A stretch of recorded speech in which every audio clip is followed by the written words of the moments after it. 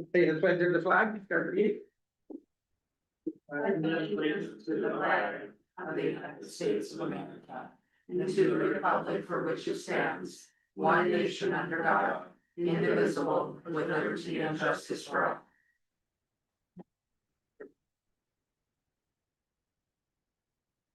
Beth, you're up. Hey Beth, good afternoon.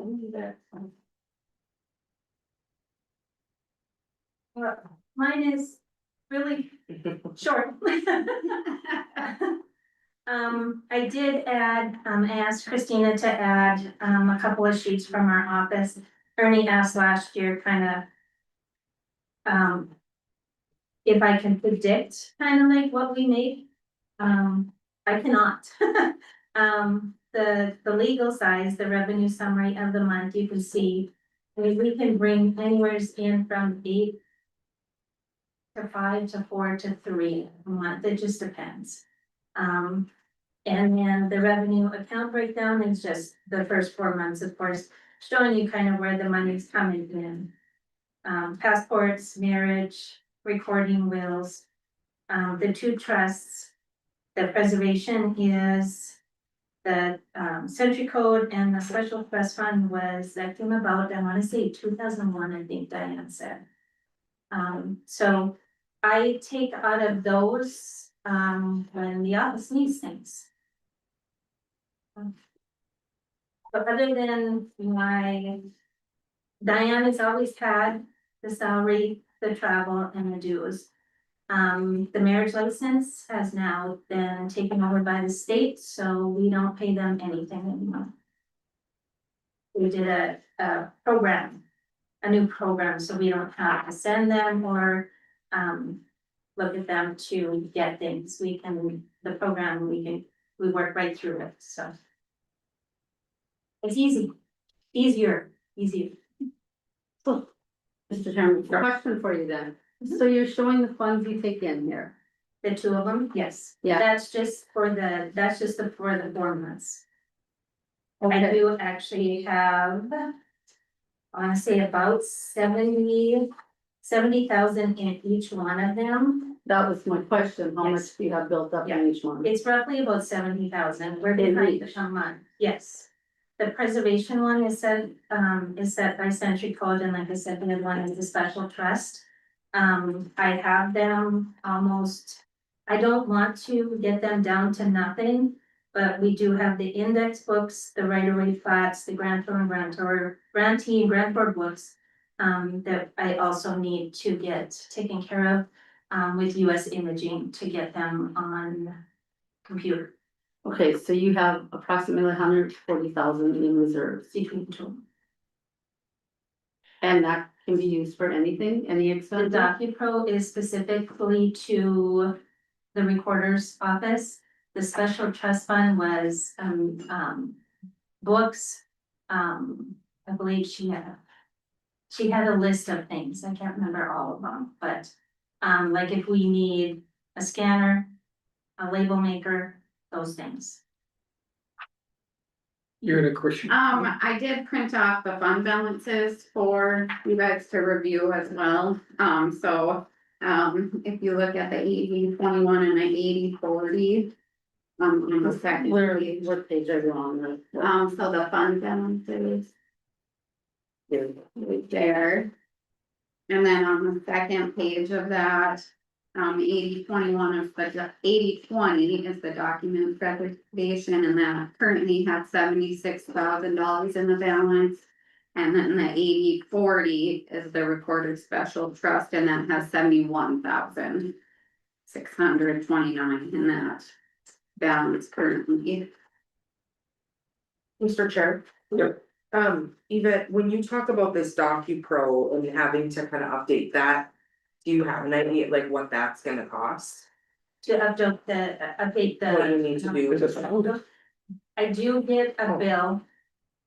Once, I think it's once a year, roughly for about $5,000 from Tyler to continue with the DocuPro. Okay, so For it's not a updates. project, this is just something you're continuing to work on. Yes. And how much is the bill usually? It's roughly, it ranges, usually about 5,000. About 5,000 per year? I mean, I'm gonna be honest. 140,000 reserve in the recorder's office is. That's a lot of money, like, Well, the one I can't do anything about, that's Century Code. which one's that? That The, one is the Special the trust? preservation, the preservation, so your DocuPro basically, is yes, that one? So they that one is, make you just keep that money there. it, to be used, yeah, when needed. Okay, and then how about the special trust one? The special trust one, we'd have to look back, I only have notes from what Diane had. So I wanna say it was 2001 when that was created.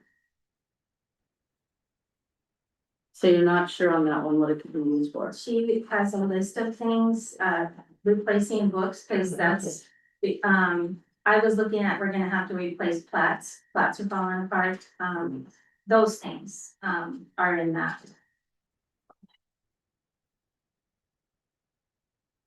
Could we find out what else it could be used for, maybe? We'd have to look Get back back in to the, us? yeah, we'd have to look back in the minutes, I wanna say, probably in 2001, to find out why exactly it was created. We could probably look at Century Code too, to see if they have any guidance. I mean, I don't know, it was a special trust, so I just know that the preservation was set by Century Code. I honestly, yeah. So could you research that for us, Yvette, Absolutely. and get back to us, because. I mean, for us to sit on $70,000 and not really have a use for it. Well, it's gonna get used for all the books with US Imaging. The last time we did it, Diane did the deeds and miscellaneous records. If we do all the rest to keep up, I guess, all the other counties are doing that, is get the indexes online, because our North Dakota Recorders Information Network, all the attorneys, abstract companies, anybody looking, they can go on there and research those documents themselves. So they are looking for the indexes, which I don't have, but I can tell you it was 100 and some thousand just to do half of what we got. Okay, So that's what my plan is. I don't want to empty it completely, right, but that's my plan, is the northeast corner of North Dakota, US Imaging is gonna come here and hit all of us at once. okay, so when, do you have a kind of a roughly a Not yet, date, a year? Like no, 1 year, as 5 soon years, as I 10 do years? it, that would be fabulous. That Okay. would, but I don't know, but between, we have our conference in a couple of weeks. And that is gonna be, he's going to be there, US Okay. Imaging. Could you just come back with an update, maybe after the conference, and that would be great, okay, Mhm. thank you. Cause yeah, I've been waiting. Not very patient for numbers myself. Any other questions for you, Beth?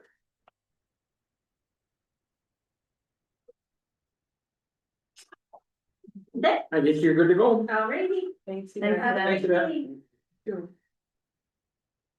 Okay. Guess I'm up next. Yep. Right. Good afternoon, everybody. Hi, Tammy. Hi.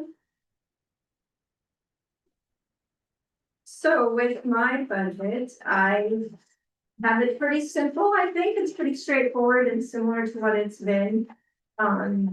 Especially since I'm pretty new still, it's just a few months under my belt to kind of make a plan. I did eliminate a couple of things that I noticed hadn't been used, for example, part-time help, veteran services. There was no indication of that being used for anything, so I took that off of my budget. I increased office supplies a little bit to 1,600 because I am hoping to do more things like business cards, pens, flyers, posters for when I do more events, and then even just networking with, the Legion and veterans that I'm meeting. It's nice to hand out those things, and so I think I'll be going through a lot of those types of things. And then even just like ink cartridges for my printers and those kind of are those for me too, so. And then another increase was just a little more in travel because of the budgeting for gas. And I have, my fall conference will be in Bismarck this year, so I'll be traveling to two conferences, Bismarck and Fargo. And then also I'm hoping to just get out into the communities a little bit more and go visit, other communities in Walsh County and hopefully get invited to some events and some other Legion meetings. And so I'm expecting to do a little bit more travel in the future. So that was a little increase. Other than that, I think it's pretty straightforward. 5,000 for the miscellaneous again, but I'm also gonna take the NRG, we had a bill from NRG to project into our budget for 1,800 for my portion of that, so I think that can come out of the miscellaneous, and then, whatever else it seems needs to come from there, I think that's maybe something that we should itemize a little bit more too in the future. Other than that, that's about all I have, I think, unless you have questions or. Mr. Chair, can I have a question? You probably don't know this, Tammy, unless Christina, in miscellaneous, it was like 25 was 4,000. So and then it was only adopted maybe just because you weren't there at 1,000, is that? Just wanna be sure you have enough, within that to cover if it was 4,000. When it was staffed in 25, but I don't know what all goes into that either, It was pretty wide open, was it? it seems like, I think there were some expenses for even maybe some maintenance types of things in there too. So that might be something we wanna either look at itemizing or. Yeah. Get a handle, and then Getting another line item for that too, maybe? Yeah, I can add a technology line item in your budget and whatever else you Okay. think, yeah, Sure, we can add it for. yeah, And then just the office supplies type thing, I brought this up before on other budgets, but just to be sure this is different than what. When we discussed, Yep, so veteran service is their own levy, so they need to have their office Okay. supplies and their own levy. sounds,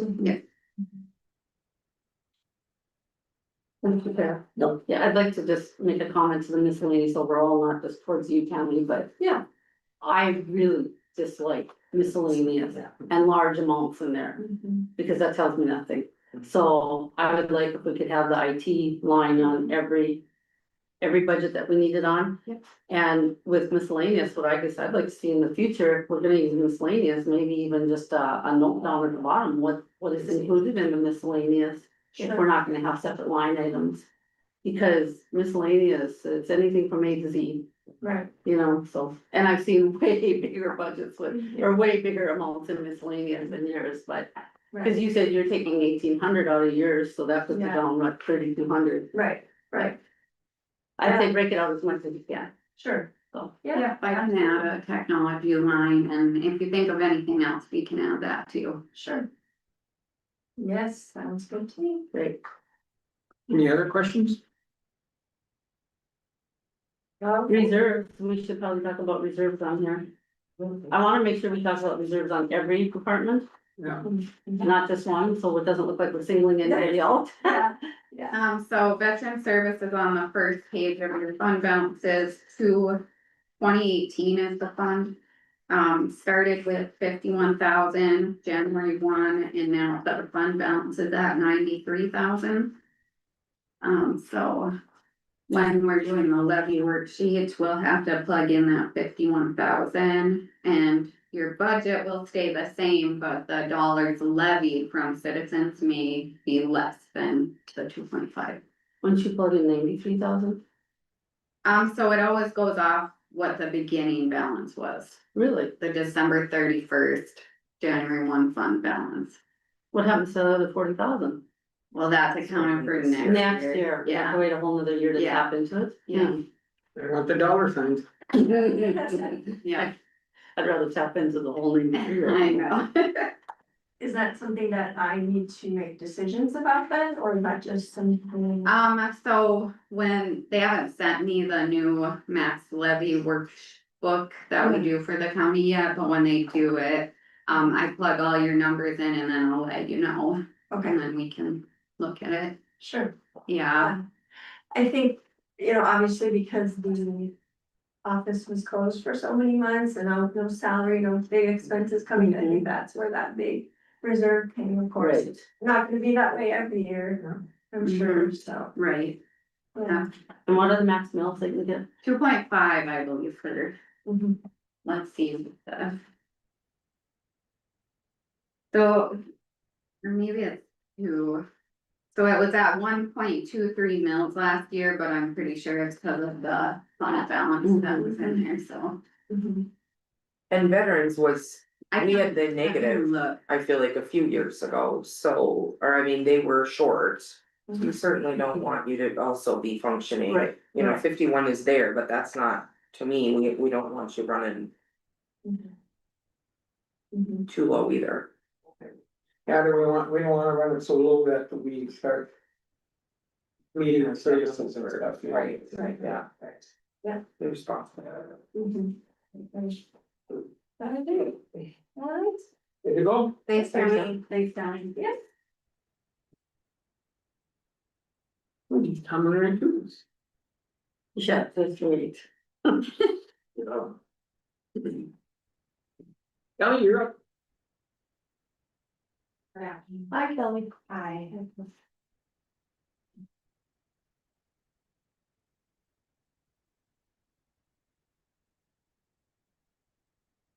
Okay, Kelly, I really like these tabs.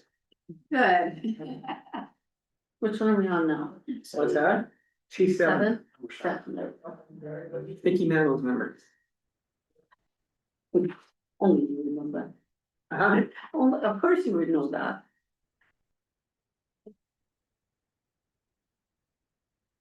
So I didn't make many changes at all. The salary for the state's assistant state's attorney still confuses me, so. Cause I see our actuaries are 46 in 2025. And the 51 was adopted, but my request is only 45,417. The 40%, I don't know how that got calculated wrong, but Was it calculated on JR by chance? well, No? I hired Stuart at the same amount I hired Okay. JR at, so. And this, we're looking ahead to 2027 now, so, but Christina calculated the 40%, and so I don't know why in years prior it was different, but. That's what I came up with for the 40%, but it doesn't make sense that it should be less, so I'm just pointing that out there, cause. State's attorney pays 40% and social services pays 60% right now, although I think there may be a cap on that at some point, so. Okay. That they can pay, but. I'm just bringing that up to your attention, because I'm not sure what that's all about, so. I also lowered indigent defense state's attorney down from 20 to 15. One of the individuals, sexually dangerous individuals who's been committed to the state hospital this year, the judge, ordered him released, did not find he met the criteria for a sexually dangerous individual, so the attorney fees will be less on that, and we just have one that's reoccurring.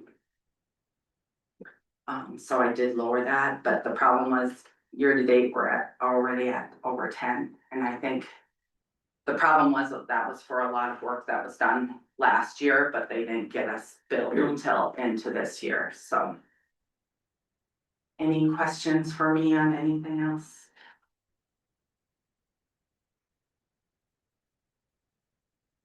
The rural attorney program, Yeah. that was for JR, correct? It was, yeah. But we still have training for. Yeah, he's still working in the county. That's the requirement. Why doesn't his new? Well, that would person- be city. So, I mean, it's. The rural recruitment program is not for individuals just working for a particular organization. It's recruiting attorneys to work in a city or a county that is short. So the county, he's still working in Walsh County, and so he meets the requirements of that rural program. Hmm, So like the city, there's 2 attorneys working for Darcy Enerson right now. The city pays this amount for each one. mhm. even though they're not working for the city, Saying they're they're working working for a private attorney. They're working for a private attorney. It's the whole point behind the rural recruitment program was that there aren't enough attorneys staying in rural areas, and so that's the reason behind it. So, yes, I'm afraid we are still having to pay that for the period of time. I can't remember how long it was now, but that would obligated. I thought it was just for when he was employed here. I understand that, yeah. No, that is not true. The requirements are that you just work in the county. Somewhere in the county, Mhm. so. Okay, Are those the only three attorneys then in that program in Walsh County? I think there may be another one, but I'm not Or another positive on city? that. Potentially, there might be one in Park River, maybe two. I honestly don't know, but I do know that there's those two there for sure and then JR, but there aren't a ton that have taken advantage of that throughout North Dakota, but a few. Any other questions on our state attorney budget?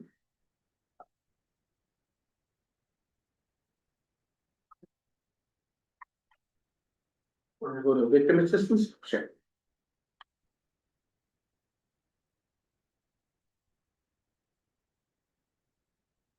And victim assistance pretty much stayed almost the same. There's any questions for me on that?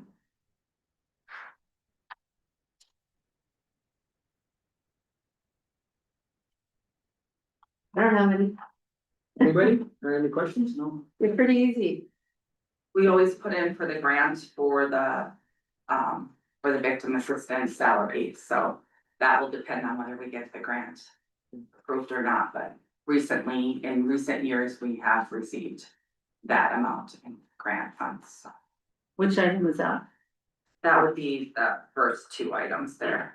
Oh, Where it says revenue, that would be the grant, the VOCA grant that we apply for every year. And then the salary, we always apply for the same amount as what the current salary is for victim assistance. so you get the whole amount? Usually, yes. And then we have to pay, we get reimbursed for that. Okay, So we submit paperwork every month to get reimbursed for that salary. Wish there was more programs like that. yeah, it's pretty nice. Yeah, So, or I was just wondering, like, it's Kelly, not guaranteed, but it's. is that why you don't have that top one in parentheses then? Well, I know, I don't know why we don't have it in parentheses, but. Cause Yeah, that's I like think I've seen it revenue, and put it in Yeah, I parentheses, it kinda should be, think but, that, but yeah. just cause otherwise I'm like, this theoretically should be 104, you know, Right, when you're right. making. No, it should be in parentheses. Any other questions for Kelly? After the unity again, Great, thank you. thank you. Thank you, Kelly.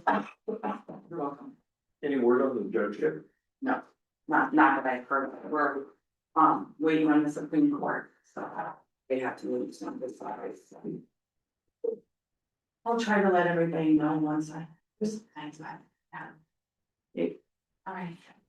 Thank you. Thank you, thanks, Beth. Yeah, thank you.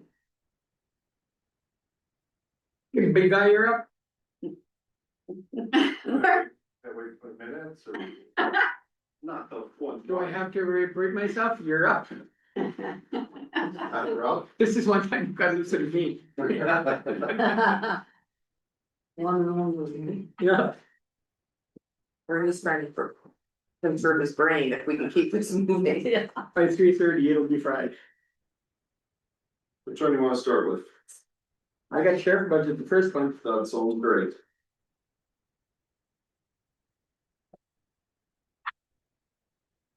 So other than the salary increasing on that first 2/3 of my page, the only increases I have are down on the, starting with the gas share, I increased $5,000 on the gas, and then the differential pay I increased $2,000. And then, again, on the car expense, I increased $3,000. The special drug grant, I decreased. We've not had to pay our match, so I decreased it. I left a little in there just in case. But I decreased it to 2,500. And then, finally, the capital outlay, last year I asked for 2 cars, this is 3 cars. The equipment and the installation.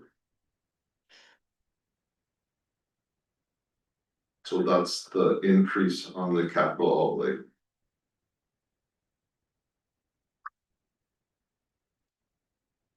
You think you're gonna be high enough for gas if it stays that high? I don't know, Guessing game, isn't it? it really is. Cause you only went up $5,000, well, if gas I- stays the way it is, it's gonna get ate up in a heck of a hurry tomorrow, you guys put it. Yeah, I know, I look back at 25, that was helpful. right, 75 we went in, 47 you ended, so. right. It's It's a It's guessing really, game. you take a dart and hope you're close. Right. So, we're trying to stay as conservative as I can without hurting us in the end, but so far I've been successful. We got figured in all the trips to Grand Forks and back and. As many as like, yes, and that's, Yes, there too. yeah, that's absolutely, yes, we are ending, transporting at least, you know, multiple trips a week. We have to have them back for bond hearings and court appearances, and so it's a really a guessing game on who, it'll be a little easier to predict once we have our judge back. It's kind of, we do it all in one big day or several big days, so it'll be a little easier to predict when our judgeship is back, but, and a little less hectic, I think, because we're transporting 4+ people at once, and have to be back by 9:30 in the morning. So it's a really a guessing game on how many trips we make, but so far we're in the ball game, I guess. I was talking to the Demers last week and she said she sort of jacked up Grand Forks County to get the YouTube fixed for the court deals. Is that working better now? You know, it goes in streaks. Our main day is Monday, that's their main day, so, we haven't had a lot of success with doing court Zoom on Mondays. Other days are a little better to plan around, but it's just fitting it into people's schedules, and do they have enough Zoom rooms and enough staff to staff the Zoom rooms and all that, so. It's kind of, it's a minute by minute, do we need to go get them, or can they appear by Zoom, or? So, yeah, that's kind of a middle of the night deal, do we have to bring them back or not, so. You had a lot of iffy things in your budget. That's my life, yes. Any questions for the sheriff budget? And then on that same page, I have the truck breakdown and that little bit on the bottom there. And that's pretty much consistent with last year's budget. I think it's up $500 from last year, How soon are approximately. we gonna be buying a vehicle there? And we just bought that pickup, That's right. 2 years ago, so I think we'll be good for at least another couple of years. So, all good there. Where are we going next? Just before you move on, Yeah, I'm gonna make sorry. a comment, so your overall sheriff budget then went up about 111,000? 110,820, yes, Yeah, I don't know this. sorry, yeah, Okay, all right, I just wanted to make sure that I was calculating it. you are exactly right, yes. I got Stone Garden next, Home Guard, okay, we'll just come on order. Don't let court confuse me before 3 o'clock. just a reminder, Stone Garden is a federal grant that pays us. Cost to assist border patrol in patrolling. The major thoroughfares, I-29, Highway 81, Highway 18, and Highway 32. So the thoroughfares that go north and south up to the border.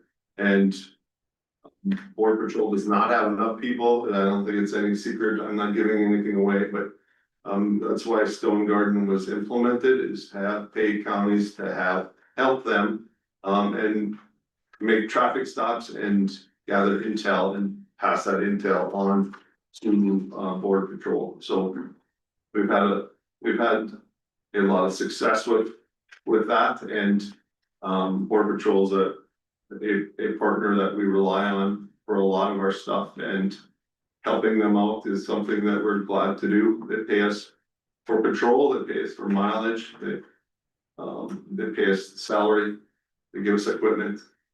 So it's a win-win for Walsh County. What are they paying or spending 7,000 less for equipment?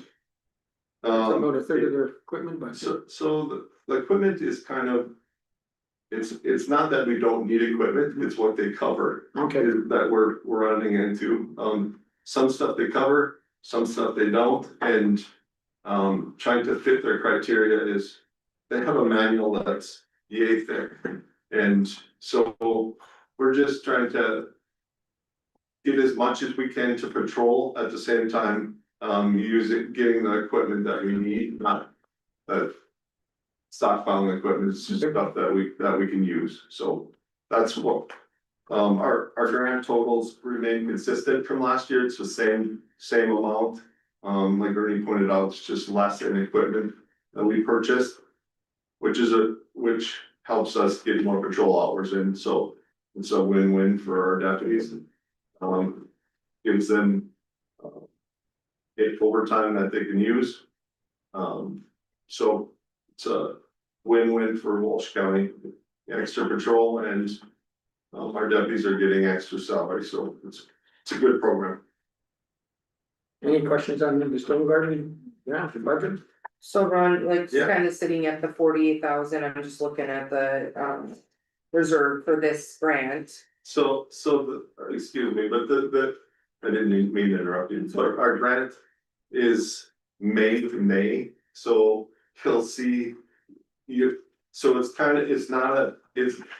not a January to December grant, so that's why you'll see the difference in we're just about to end our 1 year. Okay. And switch over to the other, so there's always gonna be a lag there. And with grants and the federal government grants, you're always working, we're working the 24 grant right now. So it's years behind, but they want you to work it in a year, they give you 2 years to work it normally, but we do May to May, so that's why you see the lag in that. You're using it. So we absolutely are using it, yes. Park River Sheriff budget? Oh, great. The only thing you'll see different. So we're fully staffed, and so that's a win-win for us, but the salary is the difference for Park River. And Park River, just to remind you, is that reimbursement of actual expenses, so none of that comes out of our county budget. They pay for their own cars. We supply the deputies, but they reimburse us for actual costs. Are they happy over there now? They're very happy to have 2 people working full time, so Park River's a busy little town, so there's lots to do, and we've been supplementing patrol. Well, we've gotten our new deputy, Taya Western, is up to speed, and she's on her own and doing well, so we're excited to have her. Oh, Just a question on the miscellaneous. It didn't change from last year, but I just noticed in 25, it was like 51,000 adopted, and Yeah, I don't know if that's an error or it looks out of place. I think it is out of place, but I'm not exactly sure why that was adopted at that. Yeah, I'm not sure. I agree with Christie, miscellaneous is a, And I wouldn't happen to do an it. animal that It's a beast. it is.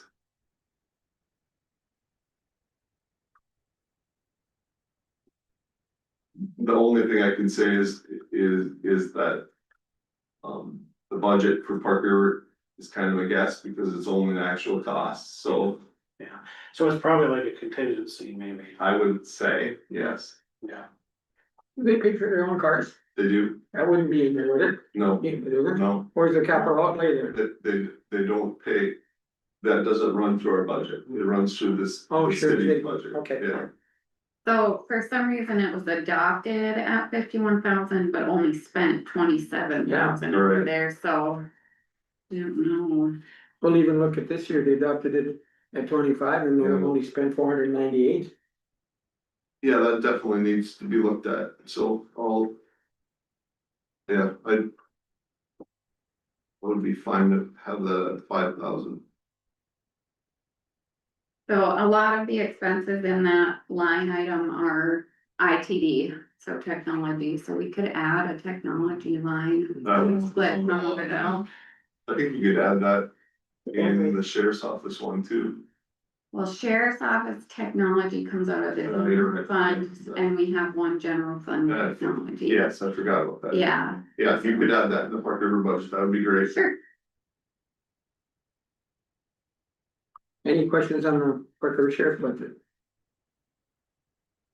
RCC budget, So a lot of flux in right now with the jail, but, you will see that.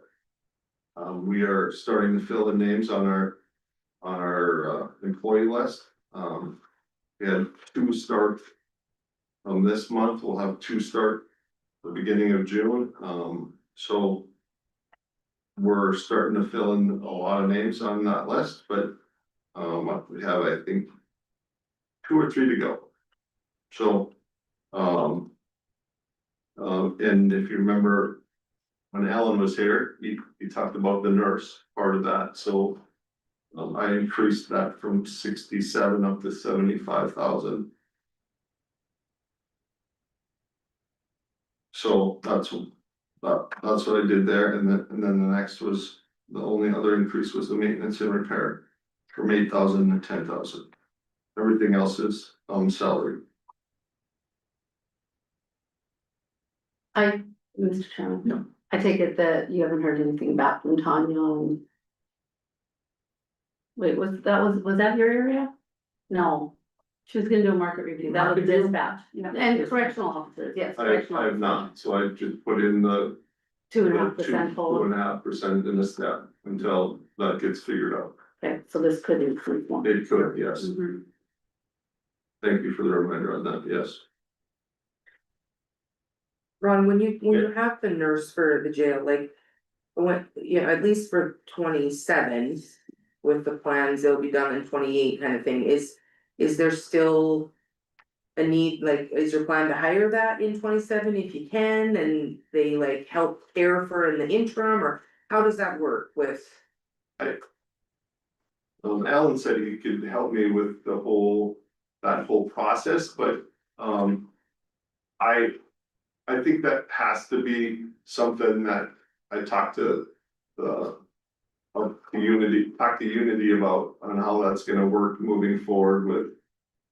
Having them, be a part of. They need a medical director to be under, so how that's gonna work, and, Alan's said that he would work with me on that process, so. Yeah, I think that right now, she's transitioning to that new, or that position that was vacated, so, but she's helping with. A lot of the medication issues that we have in, with our prisoners in Grand Forks, and getting the medication and, that whole thing, and then we're still working on policies. updating our policies, but there's some policy stuff that we needed to correct. And she's been helpful with that, so.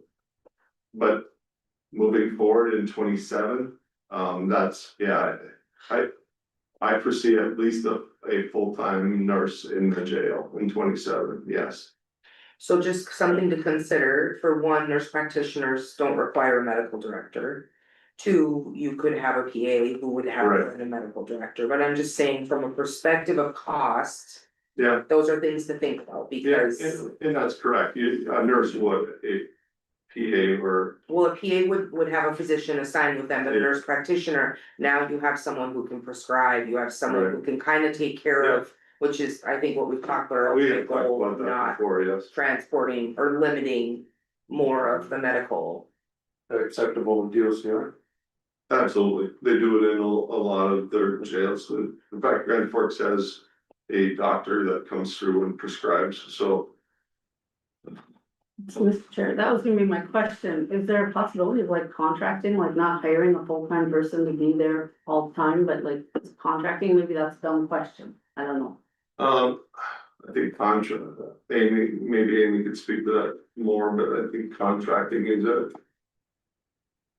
very expensive venture, contracting people. I haven't really looked into it yet, but And I still need to do this, so I apologize, but I have a friend she lives in Minot, so be. or, And there are two, at least two, if not three of them, nurse practitioners who go to their jail. So when you think of size, they're part-time, you know, they're just in and out, it isn't a full-time position, so I think. What my thought would be is whether Unity, you know, but it might be, if it's nurse practitioners, again, you could independently potentially contract, so it would be like an employee or a 401 or something of that nature. I think financially, that would probably be our best bet, unless Unity is willing, but. That's the piece I look at, Yeah. like, they're part-time out there, so they're not even there full-time, I mean, so I will look into just asking her more, like, what are her requirements, duties, how does that work? But I do think that would be a good thing for yeah, us. I agree. Any other questions for Ron on the SDC budget?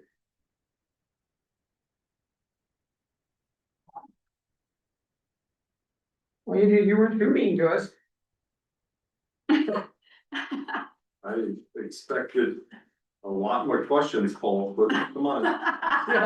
Sorry to disappoint. We reserve the right to call you back. I hear that, yes. We're just trying to absorb all these numbers now in one day. I think it's gonna be interesting to see what happens when we get the market survey back. Yep. I got a feeling the salaries will be going up. Cause right now you have a, you know, plus 53,000 from last year and. Correct. And we're gonna. Think that we see more of an increase on the market survey, but Oh, I just wanted to say before that Heather's been doing a wonderful job over there and I'm just so pleased with the way the atmosphere and just the energy she brings over there. I think it was a good hire for me and I'm excited to have her. So she's working hard on getting things back on track. The DOCR came a couple weeks ago and did a tour of the jail. She was at training then. And they're very excited to work with her and think that our transition back to prisoners is not gonna be as painful as it could be with her in charge, so I think we're on the right track there, so great to hear. just a little update. I'll give you more as it transpires, but thank you very much. Oh, thank you, everyone.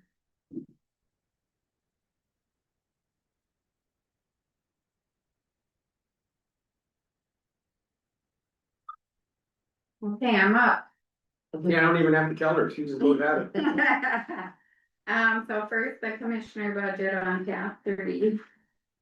And then I added in the 2.5% COLA.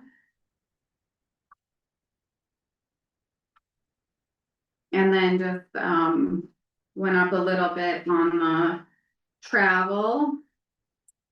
And then went up a little bit on the dues and miscellaneous, in 2025 for the actuals for dues and miscellaneous. The NDACO membership for commissioners was paid twice. So once for the year before and then once for the year after, so, that's why it was at 29,000 for actual spending. So it should be back down to around that 20,000 this year. I'd like to see that you're planning on paying me next year again too. Yeah. Should I delete that? I delete that? That's on video.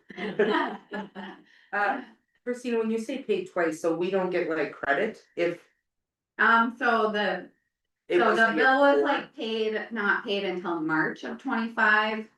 And then we paid it in December when they billed us. So it was just paid late the year before. Okay. Um, An oversight. yeah, so then this December will be on schedule again. Yeah, and then the administrator PIO budget, it just kept the same 75,000 that was adopted. And then the 15,600 for Chris's contract that was adopted as well. So, That's how much we've paid, mhm. that's it. Yeah, we pay when he invoices, so we contract. So if we don't get an invoice, I'm sure he'll invoice us though, when he gets a chance. Yeah. Any questions? I don't, Well, I'm not sure I wanna bring this up, but I personally think the county administrator budget should be reduced to 0 for right now, because we have not made a motion, we have not passed that we're going to hire an administrator, but if we do, then I think put it back in the budget. But to me, why are we budgeting for something, a position? I didn't agree with it last year either. I don't think we should be budgeting for a position that we haven't even approved. I thought we did, No, we never, I don't remember. we were talking. We were talking about, yep, yeah, we've I don't never remember. approved it, and we're almost 6 months into the year, and I don't agree with the fact. That'd be like me saying, well, I want 12B fixed, so I wanna budget money for 12B, and we've never made a motion to get it done. So that's what kind of concerns me, I guess, is, when we're budgeting for something that we haven't even approved yet. Were we not waiting for Tanya to bring us like, my understanding was this was gonna happen at some meeting. And we were on the way that we were planning on that. I thought we were waiting for Tanya to come back with Ernie, I feel like you commented on that at a meeting, Well, she was gonna look at it, yes. a job description. She did bring us some information. About salary. About salaries and stuff, but we never made a motion to move No, forward, we yes. didn't do with. She did, like what the average administrator gets paid throughout the state or wherever, she did us. But we never did really make a motion to move forward or, No, we didn't. and I sort of agree with you, Christie, we shouldn't budget until we, maybe that's something if you want at the next meeting or something, make a motion and then take it back in here, but. The budget for it, when we haven't really approved it, this seems weird. Well, my preference would be we don't take it out until we're at that point. I mean, right now, we're just at prelim, so This is. why are we taking it out if we're not? Because I don't think it should have ever been put in, because I just don't think that is the way it should be handled, I mean. We just threw in 75,000, we didn't even have a position approved. To me, that's not the right way to conduct business, the right way to conduct business is. To have a vote on the position, decide that you're moving forward with the position, and then budget for it. I think we put the cart before the horse is what we We've got did. plenty of time to put it back in, cause when's our first reading? So August 10th for preliminary budget approval, so we'll do it at the commissioner meeting on August 4th. On this word. Unless we wanna set another. Then the meeting next month or two, after somebody that. make a motion, then we do it or whatever, and then we just slap her back in.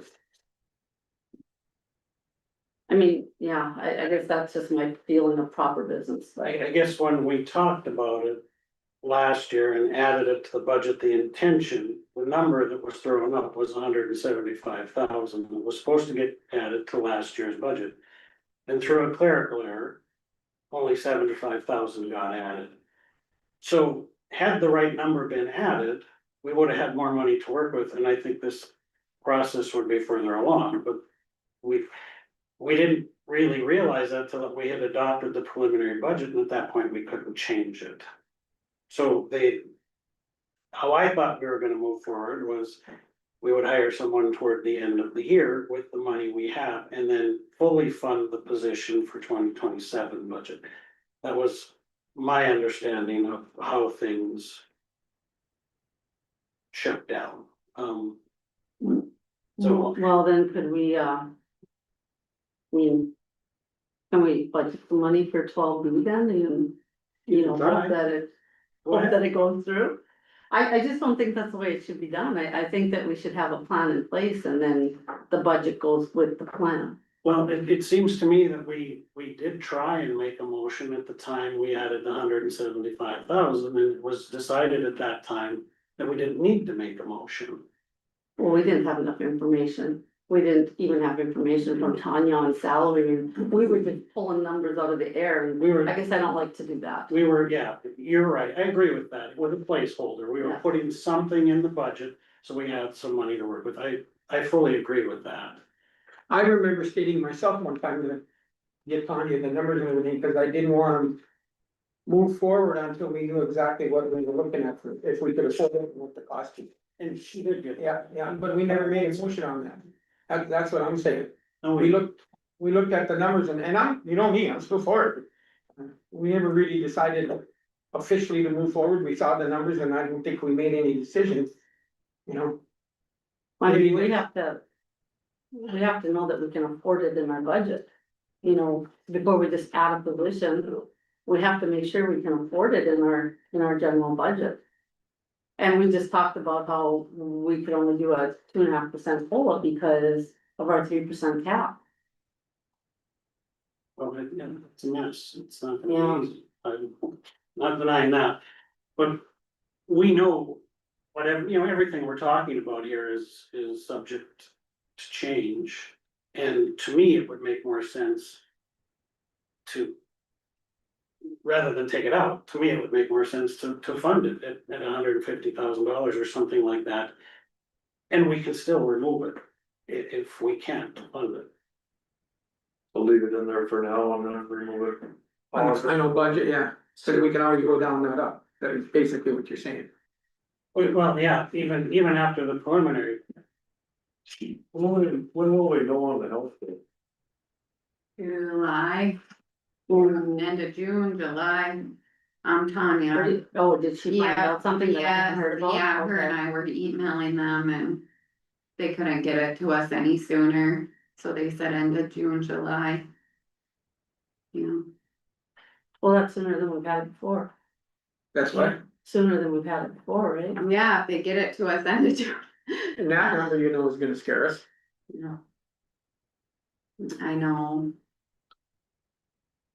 I guess we can look at it next meeting and talk about it and do it the proper way, but, I just, as seeing the big picture, I think we have enough dysfunction and issues within this county that we need someone.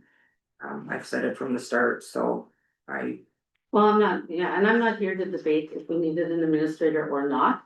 I'm just saying, we don't have a motion to hire an administrator, but yet we're budgeting for one. That's just my point on this. Well, I would suggest next meeting, if we're seriously thinking of moving forward, somebody make a motion that we move forward with the administration position and budget for it. Then we're doing it the right way. Right? But whose budget are you gonna cut then? But we don't know. To be able to afford it? Yeah, we don't know that. We don't know. I think we gotta wait till we figure out all this shake on the end. Well, and that's kind of my point of leaving it in the budget. If you leave it in the budget, you can always take it Yeah, I out. agree with it. It's like anybody else that when we go down the budget and at the final one, we're gonna say, well, this one don't need this, we can get this here and this here and now. So, but I would like to see a motion that we move forward with the administrator position in the budget. And if we can fund it, fine, and if we can't, we don't put it in there. It's like, at least we're doing it the right process, we're creating a position that we think we can afford. If we can't afford it, then we don't do it, but at least it's there and it's in a motion. So everybody sort of agree with that we do it in the form of a motion next meeting and move forward from them. Then nobody can yell at us that we did something.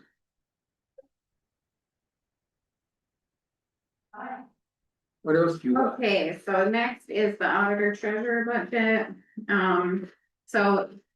Increases for salaries, last year we had open positions and didn't have good numbers to budget off of with Anna being part-time and then. Opening that we hired Jaren for, and then also the opening, that we hired Lorna for. Which we anticipated for Kelsey, and then other than that, everything else pretty much stayed the same. I lowered the treasurer dues for actual spending. Increased the auditor dues for actual spending by a tiny bit. And the other, increases were due to the salaries.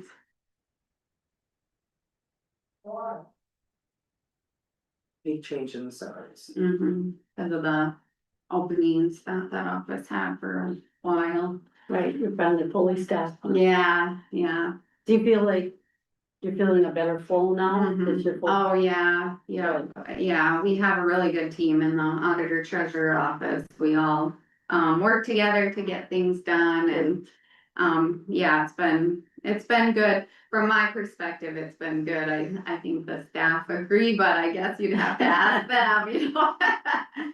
Yeah. And it's going well with Kelsey. Oh, yes, oh, yeah. It's nice for her because she can work on payroll stuff without the constant interruptions that our office gets. So you can just, knock it out instead of having all those interruptions that, I felt bad that Anna had to go through that while trying to do payroll. It was so stressful. But yeah, it's been nice for Kelsey to just be able to get it done without all the interruptions. So, the change in Kelsey's salary is because of she's in a different position, is that? Well, she was in the deputy auditor treasurer too. So she was actually line item 4142,002 last year. And then when she moved to the payroll, then yeah, her salary went up some, but then this is the step plus the 2.5. Oh. Yeah. So it's kind of confusing because we've jumped lines in our budget for the staffing. Cause Anna was in that, the one that Kelsey is in now, Anna was in last year. Oh. Yes, That's what I was a part-time position. yes, yeah, Okay, that makes. yes, yes. And then that, Sam's, the 003, that was open, so that was up in the air when we were going through the preliminary budget. I won't be here, but it'd be nice to see that stay consistent with the employee and everybody here for Yeah, years, so we can I get this in that general flow again. yes, yeah. Well, I think we've got the leader to do it now. And I think, like she said, you come in here and, I've been in here quite a bit the last 2 weeks signing stuff, and I said, everybody seems to be happy, smiling, and. Well, look at the dysfunction we were in, when we were changing the. Switching over the IT stuff and it's like, man, Plus turnover people. We're. but that was reasonable, it's so Yeah. stressful with all that stuff going on. Yeah, high stress.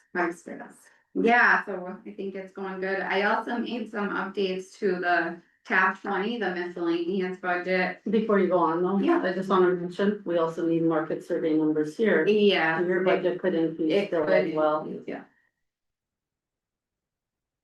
But I'm pretty sure you guys were up on the list too, right? Yeah, That's what Tanya It was looking at. auditor, treasurer, dispatch, and jail corrections.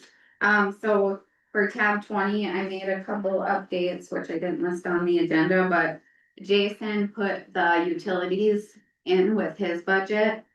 All the utilities he moved them to buildings and grounds, so I took them out of this budget. So it was just a change to remove them out of this budget, so they're not shown twice. And then if you go to when Jason comes to present, if you go to buildings and grounds on tab 18. They're at the bottom of that buildings and grounds budget on tab 18. Oh, Yeah. listen, I'm still trying to find your utility. Okay, you said all the utilities on tab 20 were removed? Yeah, I removed them out of miscellaneous, so they're not shown on that first one. Yeah. Oh, And okay. then under tab 20, he put them in his buildings and grounds budget, and then he also put in the beautification project in his buildings and grounds, so I moved that out of county general miscellaneous too. That's what they use for the flowers out front.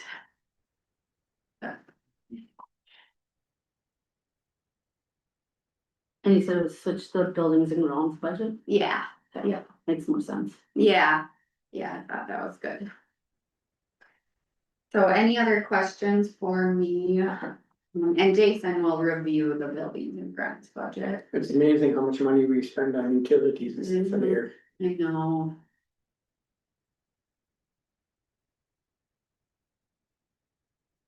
But part of it's because of the systems getting old and obsolete. And Mhm. yeah. Anything else for you? No, that's all I had, unless there's any other questions, we could look at I quickly put together every line item. I do have a question. Yeah, Okay. On buildings and grounds, I know this is Jason's, but the LEC actual year to date utilities is only $3,700. And in the prior years, it's been 23,000, 27,000. It doesn't seem, we could have got a bill late, we could have, I'll look it up.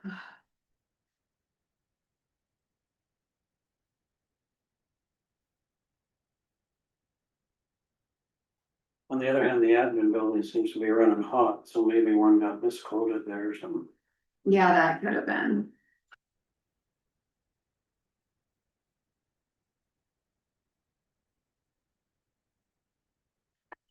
No big deal, I just noticed it. On the insurance payments too, is 215, is that our liability, or like that's outside of the health insurance? Business insurance. Insurance payments, the Yeah, 215,000. Yeah, that's our business entity insurance, with vehicles, And is that what we said we were gonna try to switch over to Jason, because a lot of that insurance actually comes from the highway department, so. it's yeah, so lighten up our actually. general budget. Yes, so he will present it to you, but he did move some of that off there, so that can actually go down. Once I can update it after the budget hearing, yeah.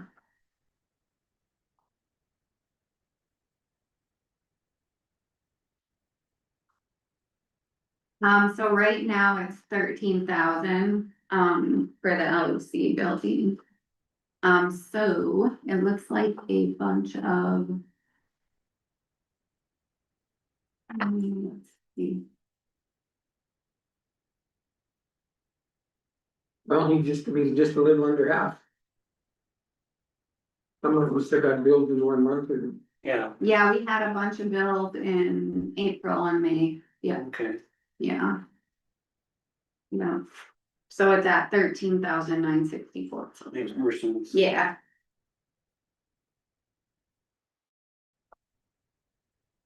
Do you have anything more for us? I didn't, I thought I did quickly put all of the line items, under one sheet to show that. So far, the total budget request is on the bottom of the first page of 6.7 million. So if we go off the 3% budget cap, I think we could go up to like 195,000 in there, so that would have been like 6.695, so we're actually doing pretty good. Pretty good. Hanging in by our toes. Yeah, we're pretty good on our budget request, And can you say that amount again, estimated that we could go up how much? So it was 3%, it was 195,000. Off of a $6.5 million budget, so we could have, you know, on that 3%, it's 6.695, so we're actually doing pretty decent. Well, between the sheriff, RCC and auditor treasurer, it took up 189, so Yeah, we've spent it. yes. Yeah, and And that's that's. not to do with health or anything else, but. Right, our market surveys. Mhm, So it sounds good, but you know, we've spent it. mhm. And this isn't. Sorry to rain on your parade. No, First of all. Yeah, no, it's okay, and we really have to go off the levy, so hopefully I'll get that, state workbook from Linda. That was 120 something, wasn't it? It was 122,000 for the Oh, there's levy, 70, yeah, 70 right there. yes, so. Yes, but I thought it'd be good to see the full budget request as soon as Very possible, good, very good. so we can start looking at numbers. And I'll have a better report for you next time. The 3% doesn't take into account new growth. Are you gonna have the new growth number before? So we get that from the tax director's office, so hopefully you have somebody from Cavalier County who is helping with that kind of stuff, or. I think Ed is putting that. Okay, great. Contracted out. Okay, great, yep, yeah, so it does consider new property taxable value. On the cap calculation worksheet, so we do consider new growth. For it. And then removed property tax value. So once I get those numbers, that could change, Well, what it was. yeah. Mhm. Not too bad, this new growth in these potato warehouses. Yeah, isn't that ironic? Yeah, we're gonna get anything out of Taylor on these ones? Not done. We can't buy down the old ones because of Murdoch's bill. Oh, sure. If they're built on land that was platted after 1981, they're taxable, believe it or not. But that's. What? Say that again? It doesn't make any sense. Built on land. That was platted But after, 1981. Because it's considered civil acreage or? Well, it has to do with. That 1981 date is written into our section of the century code at some point, and that's the only way they could get that through is to tie it to that date, so. I mean, technically, if there was a new annexation to a small city that got platted and annexed, technically those could be taxable because of that, snag in the law. But I don't know what they agree with that is, they'll have it on unplatted land where the line grade rather than platted annexed. there's gonna be a lot of potato warehouses built because of the grease store. I know 3 or 4 already started. Just, I just hope it don't fall through. just look up on 18, there's one or two by Yeah. people and they're, south of the crystal turn. I believe if they're on railroad right away, they're still taxable too. Okay. So there is exceptions. If they're leased out, they're taxable. Did you see that, when you talk about new sites, you see that tower site over by there, Butler there? They were pulled on that's huge, what are they doing there? The tower's there, but they removed dirt and clay and, That's where that potato warehouse is going, what, that was where okay, so where's the tower going? I don't know. I got the top. That was going there too, but. Oh, yeah, I thought the tower was going on that side, maybe I'm wrong, I'll have to look at That's that, where the potato warehouse burned down. Okay. That one's going, Oh, that's why it's so big then. yeah. But I thought in that general area, it was across the Butler that Rising Tower was going I in. don't know. Oh, no, wait a second. Wasn't that to the south of Butler? I think. If I remember right. Oh, whatever. Okay, I emailed Jason, but I can go call him. I texted him. Oh, you did? Oh, okay, thank you. You're welcome. Yeah, thank you. Yeah. I'm gonna get us out of here before And we wonder if we should give JDA a heads up on. Yeah, tell them that we're running ahead. They're maybe watching so that you know that we're running ahead, but maybe. Hey, not. if you're watching, we're running. Yeah. I'm really. This, I really like this, Christina. Thank you. Yeah. You have done a wonderful job on this budget. Yes. I have about. Well, thank you guys for meeting earlier, because it's, you know, really hectic in our office with the election, so that's. I'm still a little disappointed at 4 hour afternoons, but we'll let you know. I do, so, did we rush you? I was just finishing an email that I sent out. That's scary, you brought a water jug, cause the soap's gonna get dry, cause you're talking. I have too many things to talk about. You want me to put it up on the screen, or thing, or just go off your paper? I get to. Or fine, okay.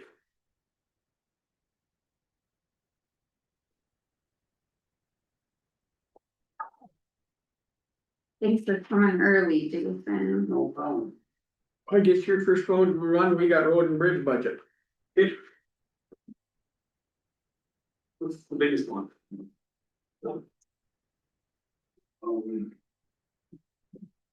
Really nothing too crazy about it. With just putting the payroll changes in there, I left the line for the salary clerk, so I could use that for training for the newest person. We finally had a couple of people that are qualified candidates to take over for Tammy. But I also don't know if we'll get them trained up enough before Tammy leaves, so maybe, yeah, they'll have some funding in my line to bring Tammy back for additional training for help with stuff like the, end of year report, to get through that stuff. And then the salary for Tammy, obviously, hopefully, we won't have to, we won't be filling at that level. But one of the people that is applying for the position has crazy amount of experience coming as an executive admin assistant from UND. So there is the option there, so, but we'll, till we do get a reason, we never know, so that's that portion of it. I left the value for the employee benefits the same, the travel, road and bridge the same, the gas, fuel, oil the same as last year. Hopefully prices don't get too crazy where we can make it through it. Utilities, I dropped a couple of $1,000. The organizational dues, I left the same, and then the telephone, I left the same. For the new line for technology, for us to be paying for NRG and Esri accounts through that. We already pay for our Esri through a different line, but we figured if we're gonna put a technology line, we should just group everything there, so it's more transparent. And then the ITD bill we already paid, but we put that into the technology line, and then with the biggest portion there would be if we could move forward that open gov or a similar program for tracking all the work orders and the buildings, facilities and equipment. With all our depreciations and everything like that. That's the big spender on that. The biggest portion for that would really be one time to get everything, to have the company help get everything situated.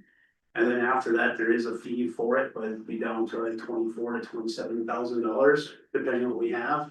The last time we priced that out, it also had us using it for Omni, but obviously with us not doing it running Omni the same way, we could probably get rid of that portion and not have to pay for that part. So that price could come down to, I just haven't reached out to them to find anything out on that. So where do you got that budget? In technology. In technology, and that was that about 100 grand off the bat? Yeah. And that was opened up. Yeah, that was open. There's another company called Brightly that doesn't have the exact same things that may be an option for as well. So I'll reach out to both of them and see, have them go through things and maybe set up some meetings to, with people to take a look at it. And kind of go from there, but.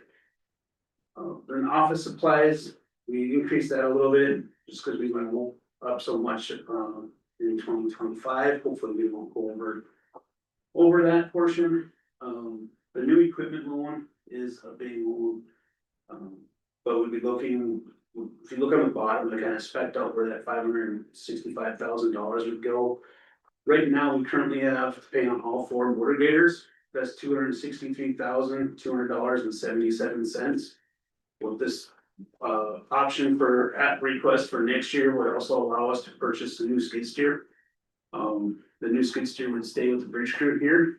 We'd move the skid steer that we currently have to Park River, so they can use that as a forklift. And the small forklift that's in Park River, we would move to Lincoln and then sell the extended whole wheel loader that we have out there. We don't know if we get anything for it for auction. It's in good condition, but just the age of it kind of limits what they would give us for it. Hardly has any hours or anything to it, but it just doesn't get used out there. With the tractors that we have and the snowboard we have out there, we don't need it for snow removal. So to us, it'll just be something that we can move on from. With one less piece of equipment. It also gives us something in Park River for during the fair that we can have sitting there where the bridge crew can still keep going, because we always have our skid steer available for the fair for that. So it allows us to keep things going as well. The other one on that list is a new payloader. We're hoping we wouldn't have to do this for a while. And the reason we put a payloader, after a lightning strike, the payloader is working fine. But our forklift that's in the north pot that we use for unloading all our bridge planks and culverts is in need of major overhaul. And our estimates are that that overhaul could cost us $20,000 to $30,000 for something that doesn't get used that often. So instead of having something that isn't used that often, that can't lift everything that we have, we're thinking if we got a new payloader and put it in Park River down the pit and had it modified so we can put forks on it, we'd be able to use that to unload all our bridge planks and all of our culverts without having to get the lumberyard here in town involved to use their new I guess it's their telehandler, their Bobcat skid steer telehandler they have. In the past, we'd have to get their help with their forklifts, because their forklift could lift our bridge planks and ours couldn't. So they can't do everything we need it to. We just move that out so we don't have that as well. The $175,000 would be a multi-year payment. The new payloaders are $500,000 before you get to the state of their government discounts. So there is a lease program? We'd be able to put it through a lease or a loan payment for the. Okay. Yeah. So that's what that request was all about for that one. Shop supplies, we increased that by $5,000. Just because of where we're at. With different things with their miscellaneous expenses is still at $27,500. Equipment repairs, we left that at $200,000. Road repair and maintenance is, we up that to $250,000.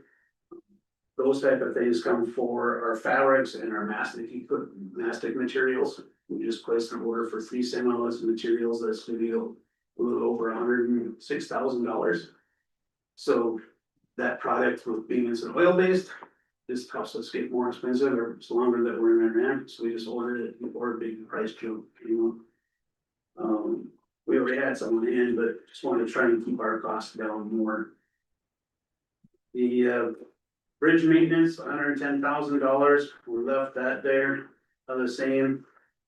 Culverts, road and bridge, it's $100,000, we left that there, we're getting more calls from townships for help on their replacements. According to our policy, everything over 36 inches we help them with, so I just got 2 phone calls on those where people will be sending us bills for culverts here soon. They're just, all the culverts are the same age. Then we added a line for salt, we spend over 50,000, but we already have a full shed, so. Hopefully we don't get as many rains, we just figured that would be a good spot to do, but also figured it'd be easy, so that we should be tracking out so people can see just how much money we do spend on it. And make it easier to see, and then. The insurance is a new one that we haven't paid for in the past, that's been coming from the general fund, we talked with Christina, so we can take a look at putting that and transferring that from general fund to help out with our insurance bills for all the other staff. By taking that into the road and bridge fund. We're guessing $80,000 would cover it. Most of the equipment and vehicles are from the highway department, so those are our first shot about running numbers. On that portion, and then we increased the 20% road and bridge cities to $6,000. I'm not sure. Actually, why that might need to go up in 2005 or things were, that's something that we talked about. last year was Christina and Ed, because the cities were saying they hadn't got it, and we're not sure as to why that had stopped. Yes, we did not follow through on that. Yeah, so it has stopped. It was happening in 2024 a tiny bit, but then it hadn't happened since then, so that's something we need to look into, the 20% to cities for road and bridge. And what was that actually for? There's supposed to be a certain allotment that go from our fundings that come in, that go to the cities and cap the cities, like Grafton get a check, Park River got a check. I think Conway got one, Fordville. Anything that was and it wasn't big checks, I mean, it was just small allotments, but by the century code that was supposed to be going through there. And when Christie, he was here, it stopped. And it was in our budget for why it goes up, but Ed asked me before he left why it wasn't, I said, I don't know, it's in our budget, it was just, it's not something that we sent them out, it just came from. Yeah, it would come from the auditor treasurer's office. So I need to look into that and figure out how we would calculate it. So that's just something we left in there to make sure that we had what we needed for it, so. And then the construction for asphalt maintenance, $250,000, left that the same. Maintenance chip seal, we moved that up to 700,000, it's just oil costs are keep going up. The last prices that KLJ had for chip seals were now, used to be 30,000 last year, now it's $40,000 to $60,000 per mile. So for maintaining the asphalt for those chip seals, it's just gonna become much more expensive, basically doubled this year from last year. And then the engineering fees, I increased that to 300,000, hoping that we could use that money to get ahead of some more things for bridge design or bridge designs and road designs. So there's a couple of grants that just came out, federal wise, where you have to have a project for over $2.5 million, but you have to have the cost share to go with it, which would require us to have $500,000 ready. But the only projects they'll accept on that are projects that are ready to go. That type of thing, so there is a line through there that we go through for planning for bridges to go through to try and get it.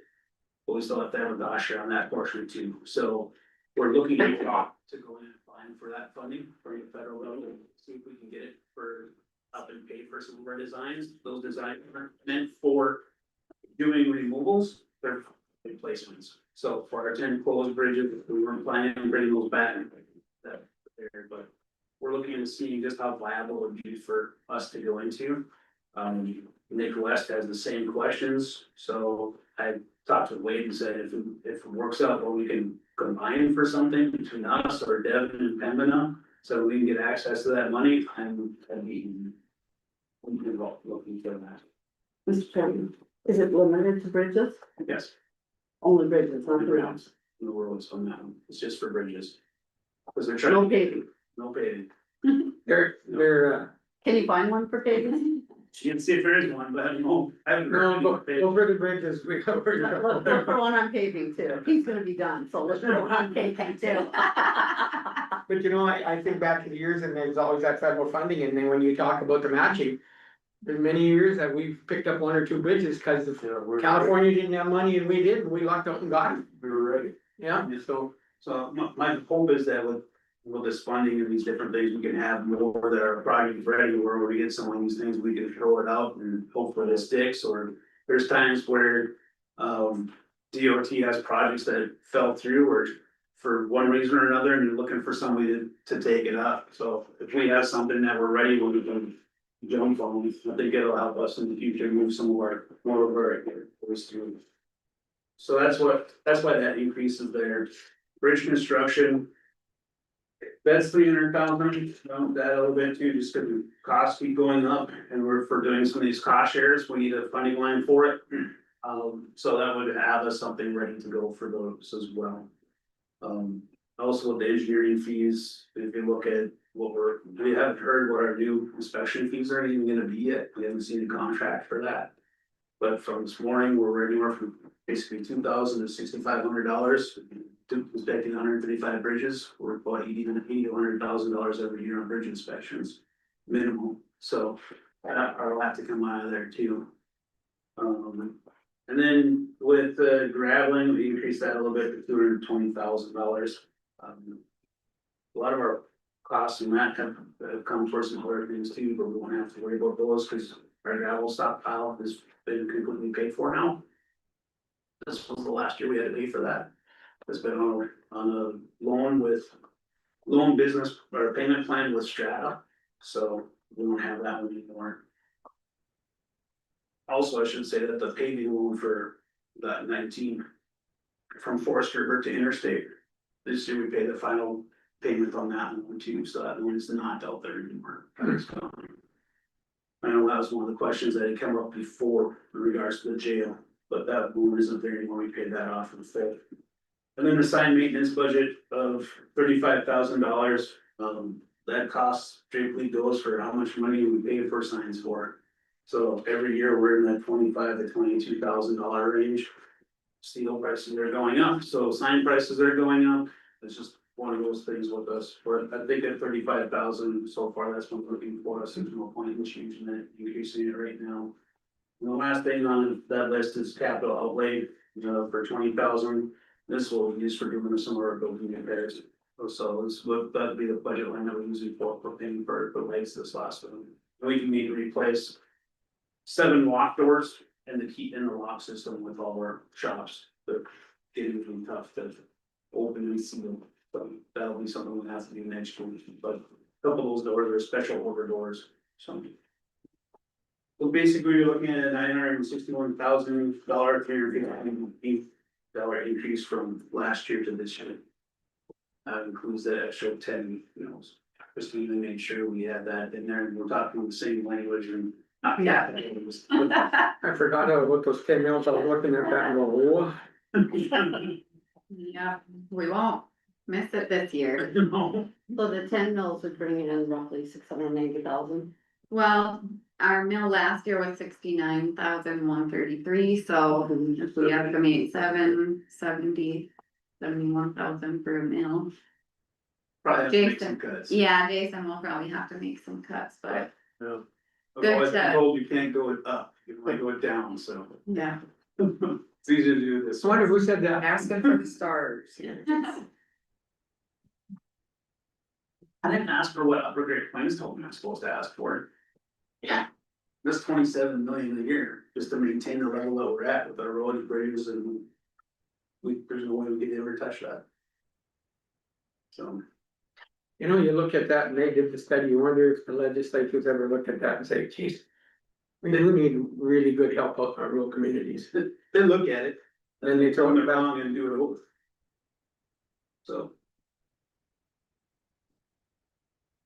Any questions on that one?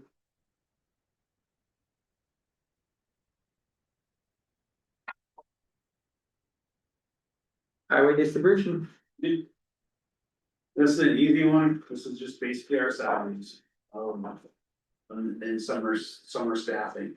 So it's, I put the steps and things in there, I put in a little bit more on it in case.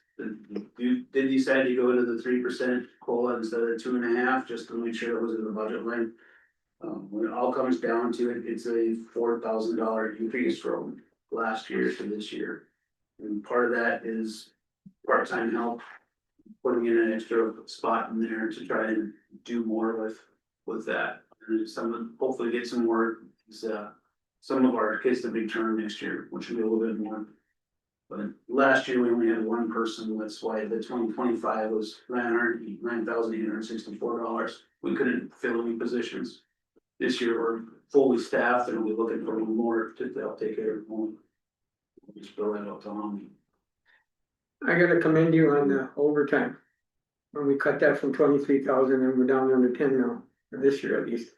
That was a lot higher a couple of years ago. Especially with the winter we had. Yep. Yeah, we're doing better with it. We're trying to be more productive with our time. It's more easier to fix. If we have the equipment we need to get ready, there's not much of it there. We've also been lucky we haven't had winters and floods like the first 2 years I was here. That'll blow it up if we have those situations. But We're not gonna, when we haven't had one also. Years though, Jason, something's not right on these numbers. on which ones? Just 1 second. So I just taken the adopted by 1.15 for 5%. Okay, so if I take your 2027 request of 1.523 million. Yep. And I'm deducting off your 2026 adopted of 1.519 million. I gotta do it again, maybe I'm wrong.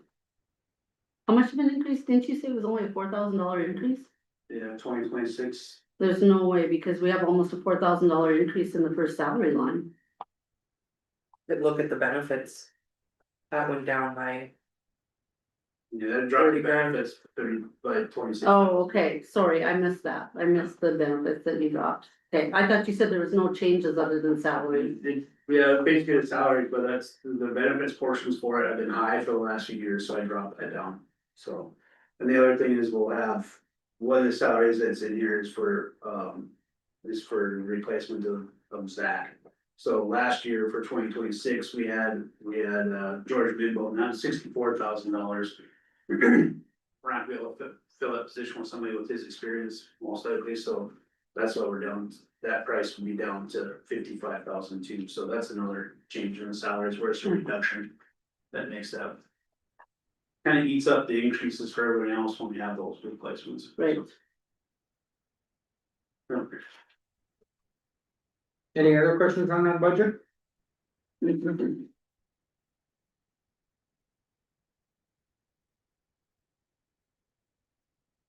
Buildings and grounds? And the buildings and grounds. But couple small changes, we have the janitor in there for extension still in there with the small increase. The salary for Martis, we have in there for a full-time position still, but we're filling that position right now with 2 summer staff. We've had actually 1 high school kid all since January, helping Mickey out with the cleaning, which comes in the afternoons and works. And then we have Emma and Denise coming back for the summer, so we'll have two girls here this summer working with Nikki. Maybe we can take on some painting projects or something like that with it too.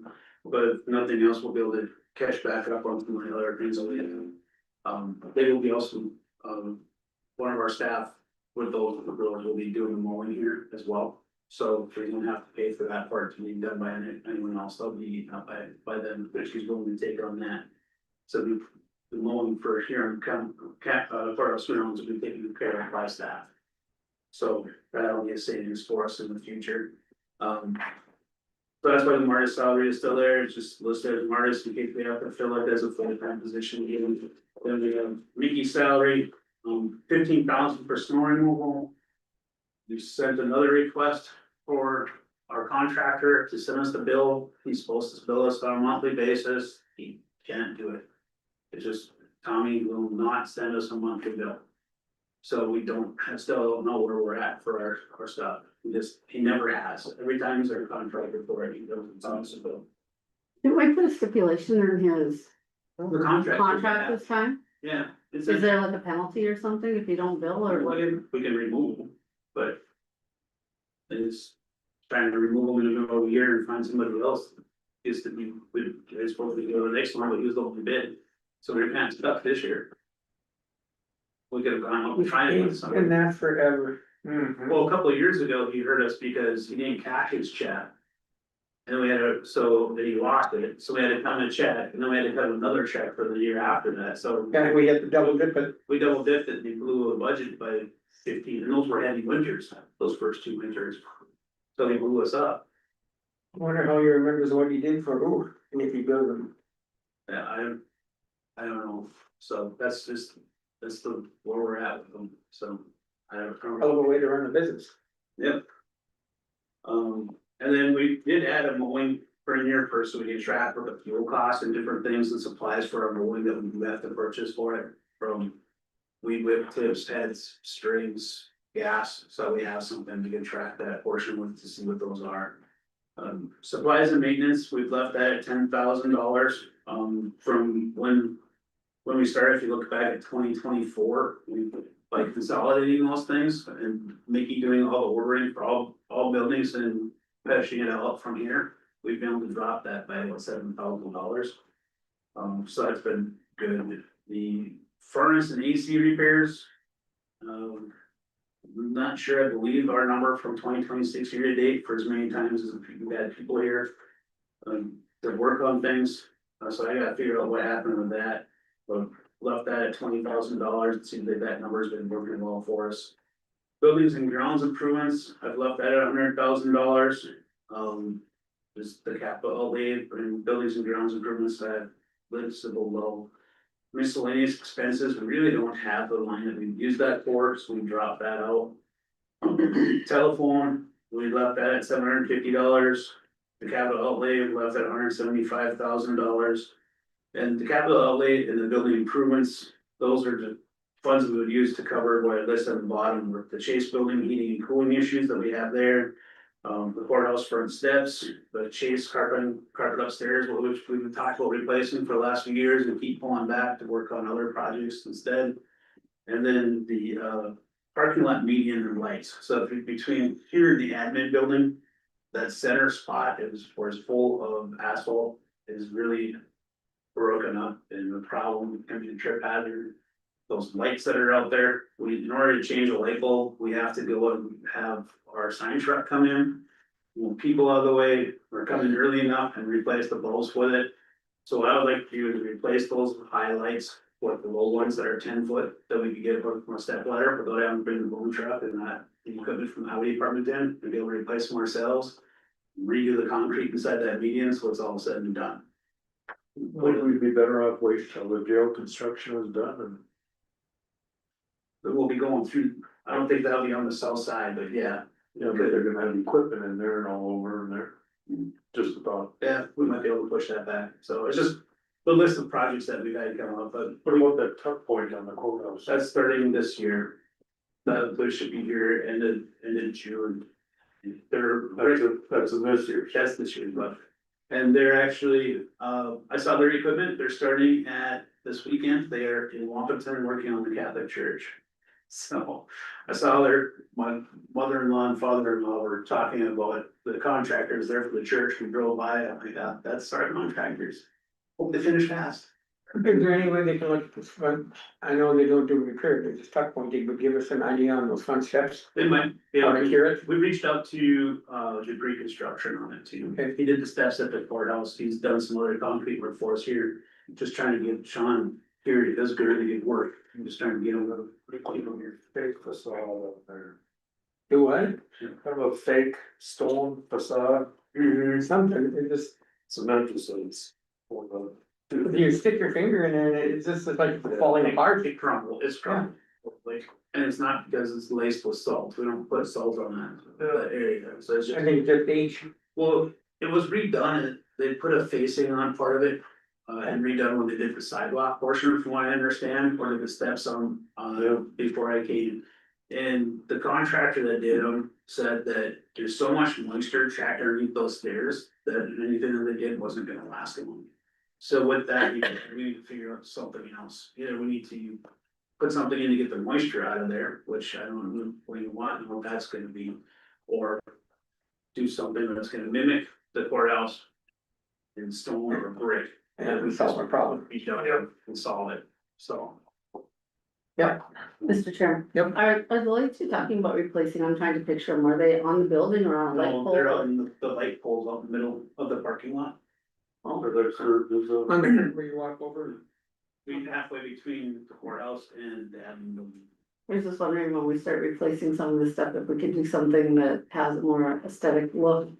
That's what, these would be something that are more like what you see in the commercial parking lots, that they only be 10 feet. We keep the lighting down, look with the halogens and something that looks.